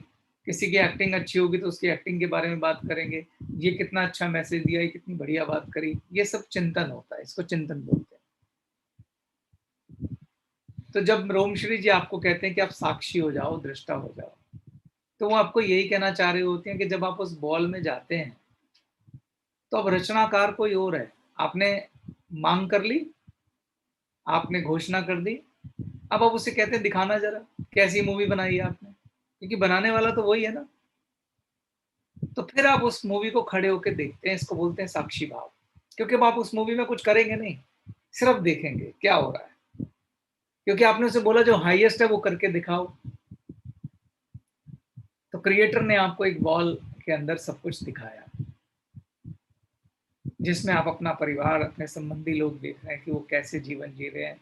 जो क्रिएटर ने उनको प्यार भेजा है, उससे उनके चेहरे पे क्या नूर आया है, किस तरह की उनके चेहरे पे रौनक आई है, किस प्रकार का जीवन वो अब जी रहे हैं। तो ये साक्षी भाव कहलाता है, क्योंकि आप कुछ और कर नहीं रहे, आप सिर्फ देख रहे हैं। तो आपकी दो स्थितियां थी इसमें। एक तो आप क्रिएटर के साथ मिलके क्रिएटर हो गए, यानी क्रिएटर के साथ जब आप लीन हुए, जब रोमश्री जी कहते हैं कि आपका अणु अणु उसके साथ मिल गया, तो आपने अपने आप को एम्पावर किया और क्रिएटर के साथ चूंकि लीन हो गए तो आप भी क्रिएटर हो गए और आपने कहा कि मैं ये क्रिएट करता हूं। तो फर्स्ट स्टेज थी आपने क्रिएट किया, आपने एक बॉल क्रिएट करी, उसके अंदर आपने मैनिफेस्टेशंस की जिसमें उन्होंने बोला आप अनकंडीशनल लव भेजिए, प्यार भेजिए। उसके बाद दूसरी स्थिति में आप उनसे अलग हुए और उस बॉल में दृष्टा हो गए, यानी कि साक्षी हो गए। दृष्टा मतलब देखना, देखने वाला, बस और कुछ नहीं करेगा। सृष्टा मतलब होता है जो क्रिएट करता है, दृष्टा मतलब जो देखता है। तो आपकी दो स्थितियां बनी, एक जब आप उसके साथ लीन हुए तो आप सृष्टा हो गए यानी क्रिएटर हो गए। दूसरी स्थिति बनी कि जो बना उसे देख भी लें, तब आप दृष्टा हो गए यानी कि साक्षी हो गए। आप सिर्फ देख रहे हैं और कुछ कर नहीं रहे हैं। तो दो बार रोमश्री जी आपको दो स्थितियों में ले जाती हैं। एक बार वो आपको सृष्टा की स्थिति में ले जाती हैं, फिर वो आपको दृष्टा की स्थिति में ले जाती हैं। When she make you creator and then आप क्रिएट करते हैं, मैनिफेस्ट करते हैं। आप अपने, अब यहाँ पर आ जाती है कि आपके पास बुद्धि कितनी श्रेष्ठ है, आप उसी बुद्धि के हिसाब से मैनिफेस्ट करेंगे। मैं बार बार बोलता हूँ कि भगवान के पास पहुंच गए हो, क्या मांगने लगे हो। तो जितनी श्रेष्ठ और ज्ञानवान बुद्धि होगी, आप उतनी सुंदर रचना करोगे क्रिएटर के साथ मिलके, और उसके बाद उस रचना को आप देखोगे दृष्टा भाव में, साक्षी भाव में। और जब उसको देख लेते हैं, उसके बाद नेक्स्ट स्टेज होती है चिंतन, बड़ी महत्वपूर्ण है, जिसे ध्यान भी कहते हैं। उसके बारे में फिर बात कर लेंगे। फिलहाल अभी सरबजीत जी का प्रश्न साक्षी और दृष्टा तक था, तो वही समझाने का प्रयास कर रहा हूं। तो इसको मैं सोल कॉन्शियसनेस से कैसे जोड़ता हूं। अब अपने रियल जीवन में क्या होता है, अगर आप सोल हैं, आत्मा है, और जो भी प्रारब्ध आपके जीवन में घटनाएं लेके आता है, उन घटनाओं पे आपका कोई नियंत्रण नहीं है। जो भी घटना घटित होगी, सिर्फ कुछ घटनाओं को छोड़कर, दो तरह की घटनाएं हैं जो आपके जीवन में घटित होंगी। एक वो जिन पे आपका नियंत्रण नहीं है, एक वो जिन पे आपका नियंत्रण है। नियंत्रण किस पे आपका, सिर्फ और सिर्फ स्पिरिचुअल घटनाओं पे आपका नियंत्रण है। वो नए कर्म होते हैं, नवीन कर्म। आप जब करेंगे नया कर्म है, वो प्रारब्ध से नहीं होता। कोई ये नहीं कह सकता यार मुझे लगता है मेरे प्रारब्ध में ऐसा है ही नहीं कि मैं भगवान की पूजा करूं ना, वो आपका पुरुषार्थ है। पुरुषार्थ में सिर्फ यही वाले नए कर्म है। जब ज्ञान, ध्यान, दान, समाधि, स्वाध्याय, ये सब आपके नए कर्म है। इसका प्रारब्ध से कोई लेना देना नहीं, क्योंकि ये आपके प्रारब्ध को काटने के शस्त्र हैं जो भगवान ने आपको दिए हैं। अब आप कहोगे कि जब सारा कुछ जीवन में वही होना है जो हमारा नियंत्रण नहीं है, तो भगवान ने हमें क्या दिया। आपको ये दिया है, भगवान ने आपको ये दिया है कि आपके पास फ्री विल है, विकल्प है आपके पास, कि आप इन प्रारब्ध को कैसे डील करना चाहते हो, किस तरीके से इसको डील करना चाहते हो। आगे प्रारब्ध का प्रारब्ध बनाना है या इस प्रारब्ध को यहीं खत्म करना है, इस कर्म फल को यहां खत्म करना है। तो जब आप सोल कॉन्शियसनेस में होते हैं, यानी जब आप खुद को आत्मा मानते हैं, तो आप देखते हैं कि प्रारब्ध अपना खेल खेल रहा है। प्रारब्ध मतलब आपका कर्म फल, जो पूर्व कर्मों के जो फल हैं, उससे घटनाएं प्रस्तुत हो रही हैं। आपका पुत्र, आपकी पत्नी, आपके माता पिता, आपके भाई बहन, आपके दोस्त, आपके साथी, आपके पास आपका पैसा, आपकी कंपनी, आपका फेलियर, आपका सक्सेस, आपका दुख, आपका सुख, ये सब कर्म फल है। और ये आना ही है, ये आना ही है। अब सवाल ये कि आप इसे कैसे डील करते हैं। अगर आप बॉडी कॉन्शियसनेस में है तो आप कहेंगे सब मेरे साथ हो रहा है, और अगर आप सोल कॉन्शियसनेस में है तो सोल कहेगी मैं तो साक्षी हूं और ये रामलीला देख रही हूं। मेरा शरीर अब पिता के रोल में है, मेरा शरीर अब भाई के रोल में है, मेरा शरीर अब माता के रोल में है, मेरा शरीर अब मित्र के रोल में है, मेरा शरीर अब ये कर रहा है, मेरा शरीर वो कर रहा है। ये सब इसका प्रारब्ध है। और देखो ये जो कुछ भी हो रहा है, जो कुछ भी डील कर रहा है, ये इसके गुणों के अधीन है। कोई भी घटना होगी उसको आपका शरीर कैसे डील करेगा, जो उस समय गुण प्रकट होगा। अगर तमोगुण प्रकट हुआ तो आप उसे गुस्से से डील करेंगे, रजोगुण होगा तो आप इच्छाओं से डील करेंगे, जिसे आप एम्बिशन कहते हैं, और सतोगुण डील होगा तो आप ग्रेटिट्यूड और फॉरगिवनेस से डील करेंगे, पीस के साथ डील करेंगे, शांति के साथ डील करेंगे। तो जब आप साक्षी हो जाते हैं तो आप देखते हैं कि मेरा शरीर इसे किस गुण के साथ डील कर रहा है, क्योंकि गुण ही गुण में बरत रहे। अब मैंने पिछले भी अपने लेक्चर्स में बोला कि कौन सा गुण प्रकट होगा, ये किस पे डिपेंड करता है? आपकी सद्बुद्धि पे। सद्बुद्धि क्या है? आपके संस्कार हैं। संस्कार क्या है? जो आप बार बार रिपीट करेंगे वो संस्कार है। संस्कार कैसे निर्मित होगा? जब आप रोज सत्संग करेंगे तो आपका संस्कार निर्मित होगा। तो आपके गुण इस बात पे निर्भर करते हैं कि आप सबसे ज्यादा किसके प्रभाव में रहते हैं पूरा दिन में। अगर आप ऐसे लोगों के बीच में बैठे हैं जो लड़ाई झगड़ा करने वाले हैं, जो गाली गलौज करने वाले हैं, जो गुस्सा करने वाले हैं, जो शराब पीने वाले हैं और सारे बुराइयां करने वाले हैं, अगर आप ऐसे लोगों के बीच में रोज बैठेंगे तो आपके मन का संस्कार वैसा ही हो जाएगा। फिर उस घटना पे आपको गुस्सा ही आएगा, क्योंकि आपकी बुद्धि वैसी हो गई है। गुस्सा आएगा, आप मर्डर भी कर सकते हो, डिपेंड करता है आपका संस्कार क्या बन गया है। यही अगर आप रोज संतों के साथ बैठते हैं, साधुओं के साथ बैठते हैं, अच्छे लोगों के साथ बैठते हैं, अच्छे डिस्कशन करते हैं, तो उसी घटना पे आपको बहुत कुछ गुस्सा आएगा ही नहीं। आप तो कहोगे यार ये तो कर्म फल है, इसका क्या करना है, इसके कर्म इसके साथ, मेरे कर्म मेरे साथ। तो आप किसी घटना पे आपके शरीर का कौन सा गुण जागृत होगा वो डिपेंड करेगा आपका संस्कार कैसा है, और संस्कार डिपेंड करेगा कि आप पूरा दिन में किन के साथ वक्त बिताते हैं, कौन सा विचार बार बार आपके मन में आता है। अब ये जो कार्यक्रम चल रहा है, रोज 1 घंटा बात होती है, मेडिटेशन भी होती है, तो आप इसके साथ इसका जब आप चिंतन करते हैं, क्योंकि चिंतन से आपका संस्कार बनता है। जो भी घटना होती है उसको बाद में हम सोचते हैं, उससे विचारों के संस्कार बनते हैं, क्योंकि वो विचार बार बार रिपीट होता है। उन घटनाओं से जो विचार बनते हैं वो बार बार रिपीट होते हैं, उसका संस्कार बन जाता है, और संस्कार से फिर सारा कर्म फल तैयार होता है, प्रारब्ध तैयार होता है। तो इसीलिए बहुत महत्वपूर्ण है कि आप ये देखें कि आप पूरा दिन कैसे लोगों में बिताते हैं, किस तरह की इंफॉर्मेशन लेते हैं। इसलिए मैंने बोला आप न्यूज मत देखिए, अच्छे भगवान के सीरियल देख लीजिए, अच्छे लोगों के साथ बैठिए। इसलिए हम अपने डायरेक्ट सेलिंग में भी बार बार बोलते हैं कि नेगेटिव डिस्कशन मत कीजिए। ऐसे लोग जो नेगेटिव डिस्कशन करते हैं, पहले तो उन्हें समझाइए, नहीं समझ रहे तो कोई चॉइस नहीं है तो कांटा लगा दीजिए कि इसके साथ बात ही नहीं करनी। इसलिए हमारे यहाँ सब लोग बोलते हैं कि एक सड़ा हुआ सेब सारे सेबों को सड़ा देता है। इसलिए बोलते हैं कि दुर्जनों का संग नहीं करना चाहिए। ये सब बातें हमने बचपन से सुनी है, लेकिन आज मैं आपको उसकी गहराई में ले जा रहा हूं। दुर्जन आपका दुर्जन वाला संस्कार बना देगा। तो वापस मैं आता हूं साक्षी भाव पे। साक्षी भाव का मतलब ये होता है कि आप अपना आपका शरीर कौन से गुण उसमें पैदा हुए, उसने कैसे उन घटनाओं को देखा। तो जैसे आप पिक्चर देख रहे थे ना, ऐसे आप अपना जीवन भी देखते हैं। इसको चिंतन बोलते हैं।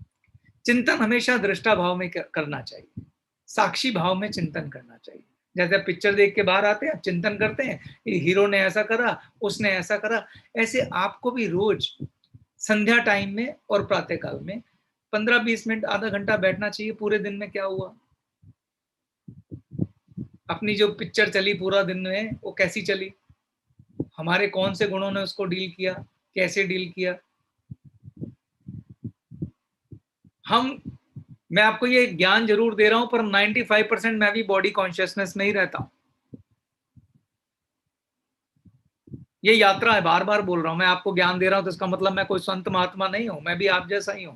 हो सकता है आप में से मुझसे बहुत अच्छे हो लोग, बहुत अच्छे, बहुत ज्यादा अच्छे। मैं उनकी मिट्टी के धूल के बराबर भी ना होऊंगा, लेकिन जो पढ़ रहा हूं, जो समझ रहा हूं, आपको बताने की कोशिश कर रहा हूं सरल शब्दों में। बस इतना रूल है मेरा। तो ये साक्षी और दृष्टा कहलाता है, और बहुत गहरे शब्द हैं। इसके ऊपर घंटों बोला जा सकता है, स्पेशली जब सांख्य योग के साथ इसको बोला जाए। उसमें हमारे जब अगर भागवत गीता शुरू करेंगे तो फिर सांख्य योग समझाएंगे, तो उसमें इसको और एलाबोरेट किया जा सकता है। पर सरल भाषा में इतना ही काफी है आप लोगों के लिए कि साक्षी क्या होता है और दृष्टा क्या होता है। बहुत खूब सर, बहुत सुंदर, थैंक यू सो मच, बहुत बढ़िया।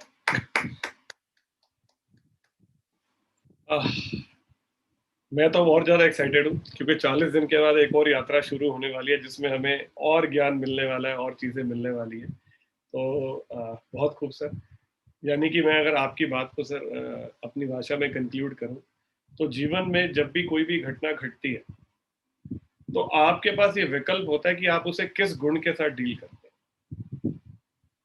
आप चाहें, अगर आप में जैसा आपने बताया कि तामसिक गुण है तो आपका रिएक्शन उसी एक सिचुएशन पे अलग होगा। अगर आपका सात्विक गुण है तो आपका रिएक्शन उसके ऊपर अलग होगा। अगर आपका उसमें राजसिक गुण है तो उसका रिएक्शन अलग होगा। जिनको गुण समझ नहीं आ रहा, मैं उनको ना एक और शब्द दे देता हूँ, वृत्ति। आपके अंदर किस वृत्ति की अधिकता है, और आप तय नहीं करेंगे आपका कौन सा गुण जागृत होगा। वो होगा जो आपकी वृत्ति है। आपका बस ही नहीं चलेगा। जिन लोगों को गुस्सा आता है वो आएगा ही, वो तो पहाड़ तोड़ डालेंगे। तो क्या लोग वृत्ति का, आप भी कहना चाहते हैं कि जिसका बेसिक स्वभाव ऐसा है? स्वभाव कह लीजिए, वृत्ति।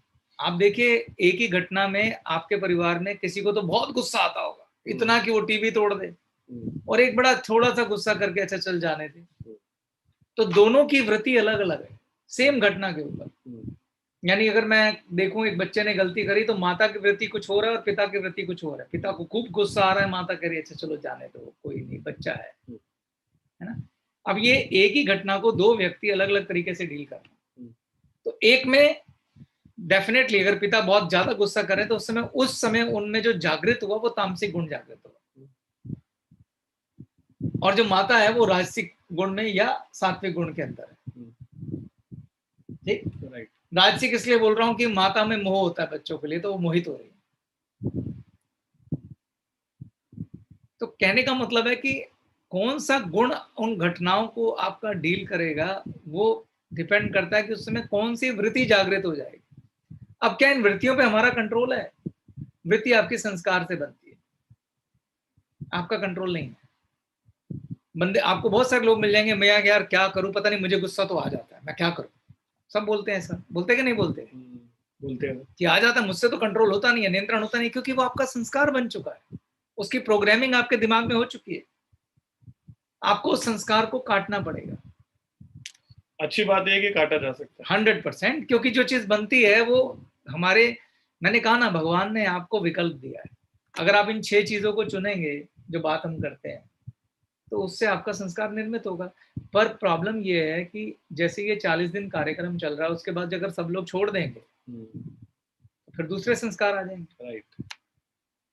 तो आपको लगातार सत्संग करना चाहिए। सत्संग मतलब सच्चे लोगों का संग, जहां आध्यात्मिक बातें हो, जैसे ये वाली चल रही है, तो ये आपको रोज याद दिलाती रहेंगे। अगर मैं आपको गारंटी दे रहा हूं, मैंने जो आज तक बोला है, अगर मैं उसे रिपीट भी करता रहा हूं, आपको फिर मजा आने लग जाएगा। आपको फिर से याद आएगा, ओह ये तो मैं भूल ही गया था, क्योंकि आपके पुराने संस्कार बहुत भारी हैं, आपका मन बहुत ताकतवर है। हमें खुद को बार बार याद दिलाना पड़ता है। इवन मैं भी आज अगर छोड़ दो पढ़ना या सुनना, तो मेरे अंदर विकृतियां आने लग जाएंगी, तामसिक गुण की अधिकता हो जाएगी, राजसिक गुण की अधिकता हो जाएगी, और सतो गुण जो है बैठ जाएगा। बहुत खूब। तो आपके अंदर कौन सा गुण जागृत होगा ये डिपेंड करता है आप अपना ज्यादा वक्त किस गुण में बिताते हैं। मैं एक और उदाहरण दोबारा प्रस्तुत करता हूं, पहले भी मैंने दिया था, आप इसे कभी महसूस करके देखिएगा। अगर आप पूरा दिन किन लोगों के साथ संग करते हैं उसका आपका सीधा सीधा स्वभाव पे असर पड़ता है। अगर आपने 1 घंटा कहीं प्रवचन सुना है, उपदेश सुना है, बाइबल पढ़ी है, कुरान पढ़ा है, रामायण पढ़ी है, गीता पढ़ी है, गुरु ग्रंथ साहब जाके आपने उपदेश सुने हैं, वो दिन में कुछ भी घटनाएं होंगी, आप बड़े सौम्य तरीके से उसको डील कर लेंगे, क्योंकि उस दिन आपने सात्विक गुण के अंदर अपना वक्त बिताया है। तो उस दिन आपके शरीर में सात्विक गुण जागृत रहेगा। जैसे जैसे वक्त बीतेगा, आपके जीवन में और घटनाएं होंगी, तो वैसे वैसे आपका तामसिक गुण या राजसिक गुण, निर्भर करता है आप कहाँ वक्त बिता रहे हैं, वो बढ़ता जाता है। तो आप अपना वक्त ज्यादा कहाँ बिताते हैं, उससे आपके शरीर के अंदर गुणों का संस्कार बनने लग जाता है। तो ये बहुत महत्वपूर्ण है कि हम अपना वक्त कहाँ बिताते हैं। आप कभी देखिए, अगर आपने कोई बहुत दुख भरी पिक्चर देख ली जिसमें बहुत सैड सैड सैड था, तो आपका मन दुखी हो जाएगा, क्योंकि उस दिन आपने दुखों के साथ संग किया। यही अगर आपने महादेव या भगवान का कोई सीरियल देखा, उस दिन बड़ा अच्छा सा लगेगा।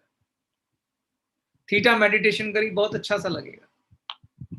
जो बहुत सारे लोग कह रहे हैं अब अच्छा लग रहा है, क्योंकि वो 40 दिन से सतोगुण के प्रभाव में है।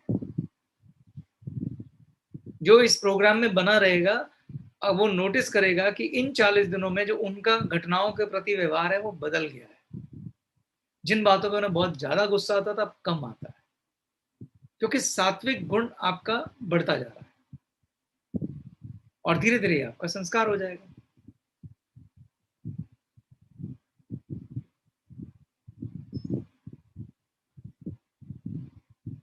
ग्रेट सर, बहुत खूब, बहुत ही बढ़िया। और मुझे लगता है कि सर जो भी आपने बताया ये एक तरह से रिपीटेशन है पहले भी जो आपने बताया, लेकिन इसको आज और अच्छे तरीके से समझने का मौका मिला। और जो आप कह रहे हैं ये भी उतना ही सच है कि एक ही चीज को अगर आप दोबारा रिपीट करेंगे तो हमें फिर लगेगा नहीं ये तो छूट गया था, कुछ ऐसी चीज होगी, या दूसरा ऐसा होगा कि मैंने अच्छा सुना तो था लेकिन मैं भूल गया था। उसका कारण क्या है सर? मुझे बार बार ऐसा लगता है, जो मैंने उस दिन भी कहा था, कि ये जो समय चल रहा है कलयुग का, और यहाँ पर जो वाइब्रेशन है इस समय, जो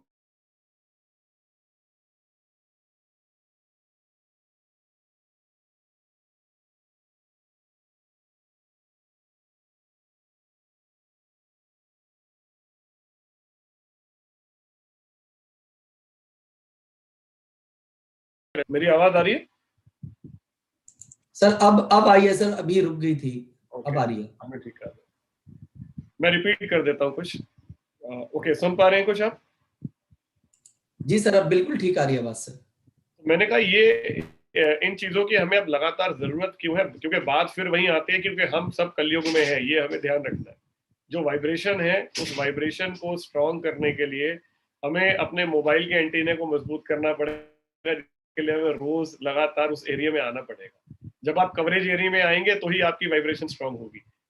जैसे इस समय हम सब लोग कनेक्ट हो रहे हैं, तो हमारा कवरेज एरिया इस प्रोग्राम के जरिए कनेक्टेड है, जिससे हम अच्छा महसूस कर रहे हैं। उसी तरीके से हमें क्या करना चाहिए जब ये कार्यक्रम समाप्त भी हो, इसलिए मैंने कहा था कि आप अपने परिवार को भी जरूर इंक्लूड करें।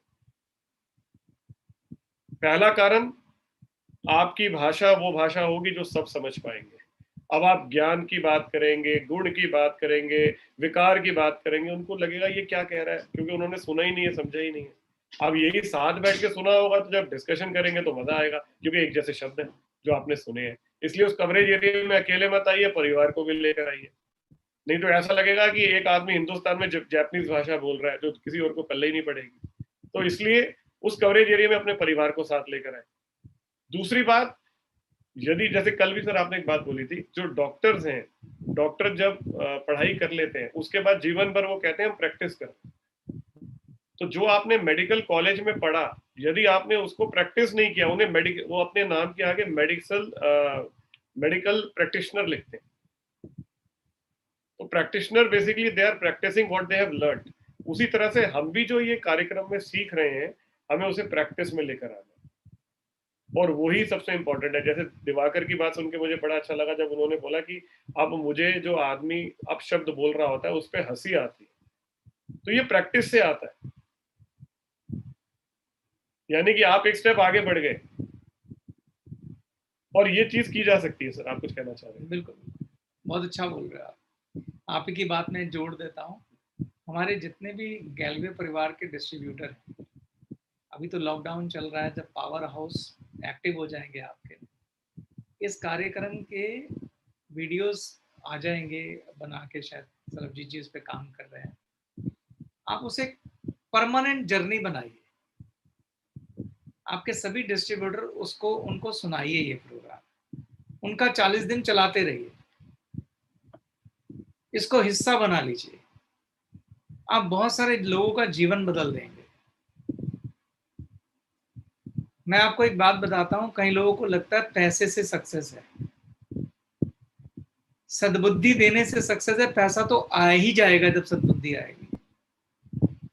जिसको मैनिफेस्ट करना आ गया, जिसको परमात्मा से मिलना आ गया, जिसको थीटा मेडिटेशन आ गई, तो उसके लिए क्या नामुमकिन रह जाता है।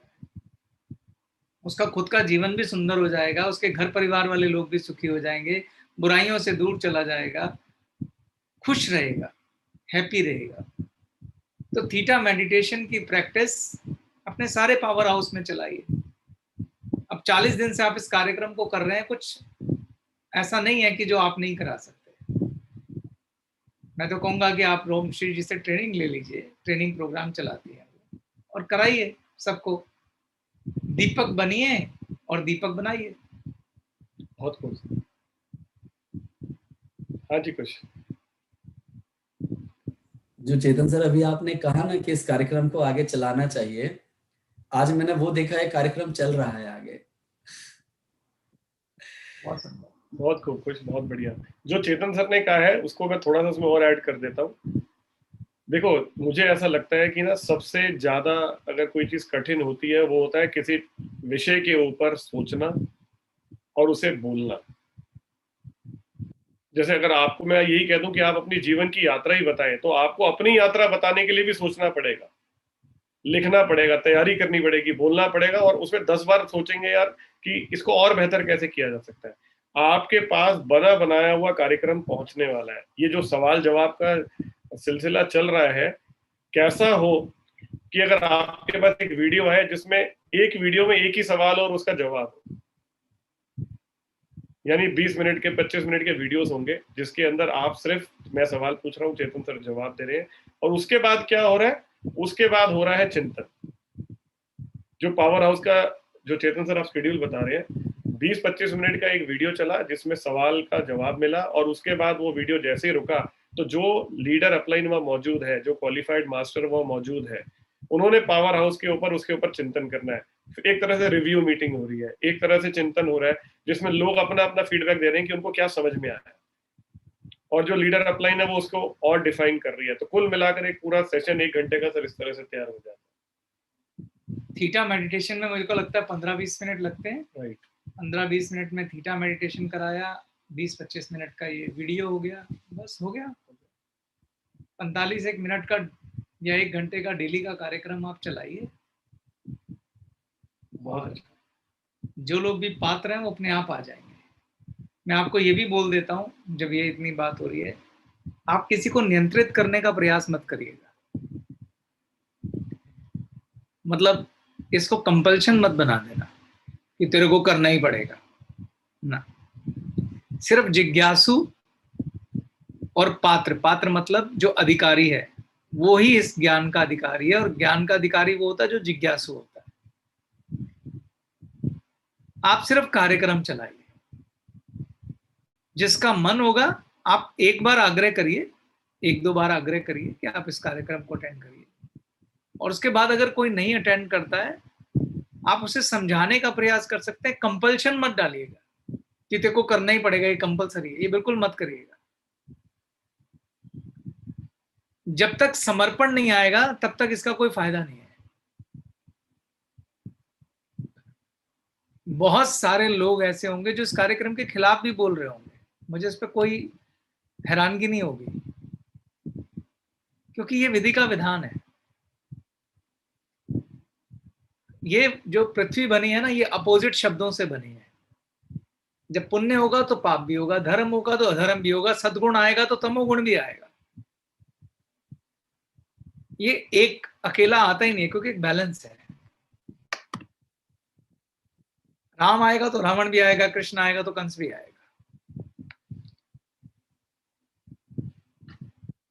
तो जब ये प्रोग्राम चल रहा है तो वो लोग जो इसमें सतोगुण की अधिकता के लिए शामिल हो गए हैं वो भी होंगे, लेकिन जिनके प्रारब्ध में तमोगुणी है उनको ये कार्यक्रम कभी पसंद नहीं आएगा, और उनका मन बड़ा चालाक होगा, उनको 1000 कारण दे देगा कि क्यों तुम्हें कार्यक्रम नहीं करना चाहिए।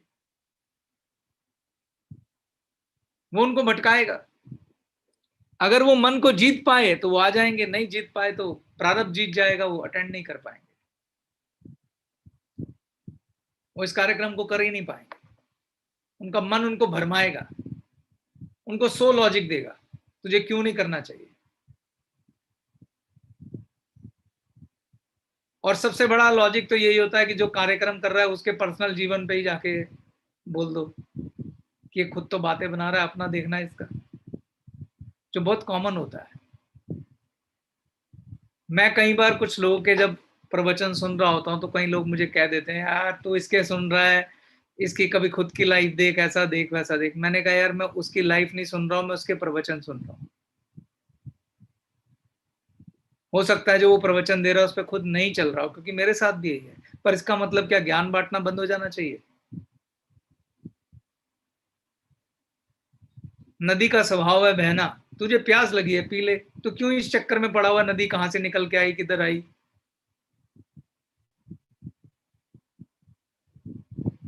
तो ज्ञान तो किसी से भी मिल सकता है। मुझे अगली बार याद दिलाना, मैं दत्तात्रेय की स्टोरी सुनाऊंगा। उन्होंने जानवरों से ज्ञान लिया यार, मधुमक्खी से।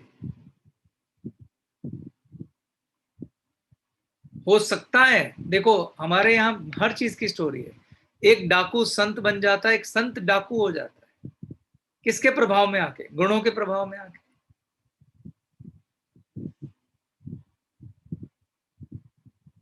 और परिवर्तन तो होना ही है। आप सिर्फ आज की स्थिति का फायदा उठाइए ना, कल क्या होगा कैसा नहीं होगा। मतलब हम लोग इन चीजों में बहुत रहते हैं, पहले तो बड़ा ज्ञान झाड़ता था, खुद देखो क्या किया। जब वो ज्ञान झाड़ता था वो किसी और गुण के अधीन था, आज वो किसी और गुण के अधीन है।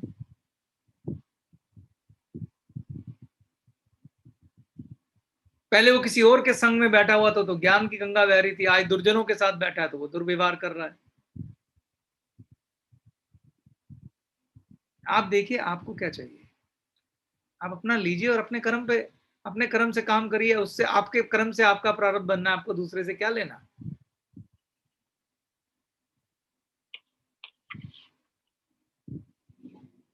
तो इसलिए मैं ये कहना चाह रहा हूं कि जब आप ये कार्यक्रम चलाएं, किसी को नियंत्रित मत करें, किसी पे कठोरता ना दिखाएं, किसी को जबरदस्ती नहीं करें, सिर्फ प्रेरणा दें। कोई इसकी बुराई करे तो ठीक, कोई तारीफ करे तो ठीक, किसी को अच्छा लगे तो ठीक, किसी को बुरा लगे तो ठीक।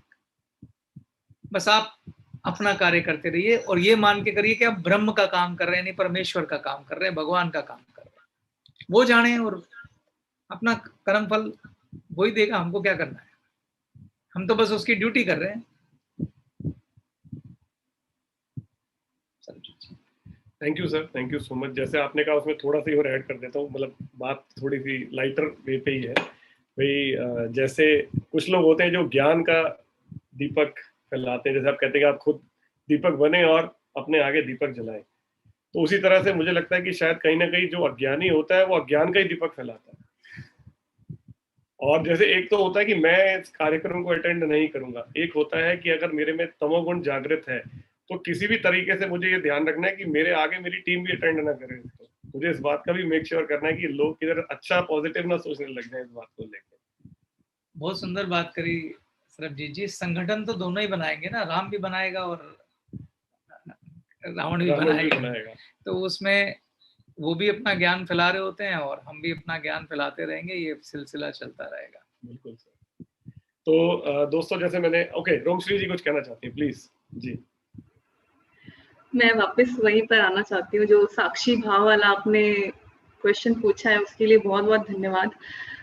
जब से चेतन जी बोल रहे हैं मुझे ऐसा लग रहा है जैसे ईश्वर बरस रहा है और मुझसे कंट्रोल नहीं हो रहा वो संभाला नहीं जा रहा, इतनी वाइब्रेशंस इतनी स्ट्रांग है। और हर रोज एक पल ऐसा आता है कि आंखों में आंसू आ जाते हैं और मैं ईश्वर से पूछती हूँ किस चीज के, क्या कुछ हील हो रहा है या क्या है। तो कुछ दिनों पहले कहा कि आभार की ऊर्जा ऐसे महसूस करो, और फिर चेतन जी ने आभार के बारे में कहा। आज जब शुरू हुआ प्रोग्राम फिर से ऐसे ही होने लगा, बहुत ज्यादा भाव आ रहा था। फिर मैंने ये क्या है, आवाज आ रही है मेरी? मेरी आवाज आ रही है? जी मैम आपकी बिल्कुल आवाज आ रही है। जी जी। तो आज ईश्वर ने कहा कि ये साक्षी भाव है। उससे पहले कि सरबजीत जी पूछते तो मुझे सुनाई दिया कि साक्षी भाव है। और साक्षी मैं थोड़ा सा दो लाइनें इसमें बताना चाहती हूँ कि जो साक्षी भाव है वो सबसे उच्चतम साधनाओं में से एक साधना मानी गई है, साक्षी भाव को साधना। और वो मेरी कोशिश रहती है कि मैं करती रहूं। तो मैं थोड़ा सा जो सुन रहे हैं उनको बताना चाहती हूँ, एक लाइन शायद वो आसानी से समझ में आ जाएगी कि जब आप अकेले बैठे किसी भी चीज को देखना शुरू कर दें, चाहे वो पेड़ है या कुर्सी है, कुछ भी, और आप उस कुर्सी को भी देखें या उस पेड़ को भी देखें और देखने वाले को भी देखें कि कौन देख रहा है और किसको देख रहा है। तो दो ऑब्जेक्ट्स हैं और कोई तीसरा भी है जो दोनों को ही देख रहा है, देखने वाले को भी और उस ऑब्जेक्ट को भी। तो आपको शायद उससे नजदीकी महसूस होगी, जिसे हम साक्षी कहते हैं। और एक लाइन जब चेतन जी बोल रहे थे तो मुझे लिखवाई गई, डाउनलोड हुई, वो लाइन मैं बताना चाहती हूँ। वो लाइन ये है कि जहाँ साक्षी भाव जैसा सजग चौकीदार जगह रहता है, वहाँ विकार रूपी चोर कभी प्रवेश नहीं कर सकते। तो वो मैंने लिख लिया। तो थैंक यू आप दोनों का ही बहुत बहुत। ऐसा लगता है अर्जुन और कृष्ण का संवाद चल रहा है और बाकी पूरी दुनिया गायब हो जाती है मेरे लिए। तो थैंक यू आप दोनों के लिए। एक बार मैम दोबारा रिपीट करेंगी? जी, तो ये है, जहाँ साक्षी भाव जैसा सजग चौकीदार जगह रहता है, वहां विकार रूपी चोर कभी प्रवेश नहीं कर सकते।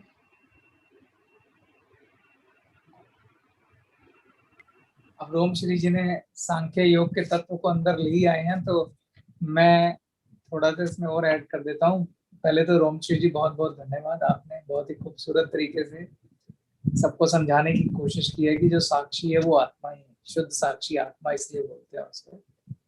तो उन्होंने जो दो लाइनें बोली हैं, थोड़ा उसको एलोबरेट कर देता हूँ कि उन्होंने कहा कि कुर्सी को कौन देख रहा है, आपका शरीर देख रहा है, और शरीर को और कुर्सी दोनों को कौन देख रहा है, वो शुद्ध साक्षी आत्मा देख रही है। इसलिए मैंने सोल कॉन्शियसनेस की बात करी थी कि ये तभी मुमकिन है साक्षी को शुद्ध रूप में समझाना जब आप सोल कॉन्शियसनेस में, यानी खुद को आत्मा माने, क्योंकि इन सब के साक्षी आपकी आत्मा ही है। पर मैं थोड़ा उससे भी क्या कहते हैं वो कर रहा था कि अगर इसमें आगे जाऊंगा तो मुझे सांख्य योग समझाना पड़ेगा, लेकिन रोम श्री ने बड़ी खूबसूरती से दो लाइन में साक्षी भाव को समझा दिया। आपका अभिनंदन, बहुत बहुत बहुत खूबसूरत एग्जाम्पल आपने दिया। तो कभी भागवत गीता में जाएंगे तो इसको और विस्तार से खोलेंगे कि कैसे तत्व आपस में खेल रहे हैं और हम एक्चुअल में साक्षी के अलावा कुछ है ही नहीं। तो सर आवाज नहीं आ रही है का सच पर उसके अब आ रही है, अब आ रही है, अब आ रही है, अब आ रही है। तो बस मुझे लगता है मैं कह चुका, मैं क्या लास्ट लाइन बोली, आपको क्या सुनाई दिया?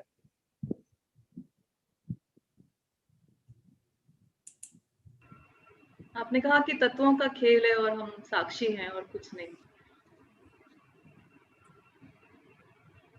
बस ठीक है सर, इतना ही आज के लिए काफी है। बहुत बहुत धन्यवाद रोमश्री जी, आप जैसी टीचर सबके पास है और आपकी गाइडलाइन में सब लोग चल रहे हैं, तो कल्याण ही कल्याण। Thank you so much Chetan sir, आपका, सभी पैनलिस्ट का। एक बात सब लोगों को मैं रिपीट कर देता हूँ, 40वें दिन सर कल एक बात हुई थी, मन में विचार आया था तो शेयर किया था। सब लोग जहां पर भी मौजूद हैं वहां पर पेड़ लगाएं सर, ताकि इस कार्यक्रम में 40वें दिन मैं चाहता हूँ एक क्रिया हो जिसमें हम पेड़ के साथ साथ अपनी मैनिफेस्टेशन को महसूस करें कि हम उस जो 40 दिन की हमारी मैनिफेस्टेशन है वो हम जड़ों में लेके जा रहे हैं, वो पृथ्वी के अंदर लेके जा रहे हैं, वो पेड़ के साथ जो है उसके साथ में उसको मैनिफेस्ट कर रहे हैं। और जब हम उसे करें और उसके बाद सिर्फ उस दिन पेड़ ना लगाएं, उसके बाद उसका ध्यान रखें, उसे पानी देना, ये सबसे इम्पोर्टेंट। देखो हर चीज में भाव बहुत महत्वपूर्ण है। सरबजीत जी ने बहुत सुंदर भाव बोला, इसमें थोड़ा और एडिशन कर देता हूँ। जब आप पेड़ लगाने जा रहे हो तो आप उस पेड़ को बोलना कि ईश्वर आज्ञा से तुम्हें स्थापित करने जा रहा हूँ, यानी परमात्मा को प्रार्थना करना कि आपका कार्य करने जा रहा हूँ और माँ पृथ्वी को जो कि आप ही के द्वारा बनाई हुई प्राकृतिक है, उसी में एक योगदान है, तो इस कार्य को सफल बनाइएगा और ये पेड़ सबको जीवन दान दे, इस पृथ्वी तल को बहुत सुंदर बनाए, ऐसी प्रार्थना है। पर काम आप ही का कर, इसमें भी कोई फल नहीं चाहिए, आप देखना क्या करना है। बहुत कुछ, बहुत बढ़िया। तो ठीक है दोस्तों, आज का ये कार्यक्रम यही समाप्त करते हैं। कल मिलते हैं नए जोश, नई ऊर्जा के साथ सुबह 10 बजे। ईश्वर हम सबको स्वस्थ रखे, व्यस्त रखे और मस्त रखे। जय भारत, जय गैलवे दोस्तों। Thank you so much Chetan sir, Sarabjit sir, Romashri ma'am. तो दोस्तों हमारा ये आज सफलतापूर्वक 26वां दिन समाप्त हुआ।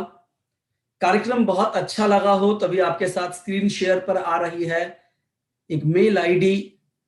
प्लीज आप उसके ऊपर अपना फीडबैक, अपने अनुभव जरूर शेयर करें।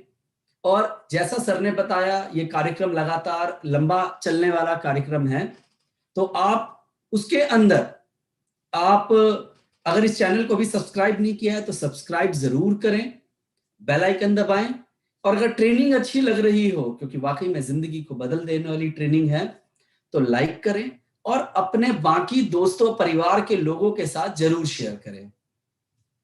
तो आपके साथ शेयर कर रहे हैं ये मेल आईडी, प्लीज आप नोट कर ले, magazine@glazgalway.com। तो आप इसके ऊपर अपने अनुभव जरूर भेजें। तो कल फिर मिलते हैं 27वें दिन। आप सभी लोगों का, पैनल में जुड़े लोगों का और जितने लोग वीडियो देख रहे हैं, आप सबको बहुत बहुत धन्यवाद। Thank you so much. धन्यवाद।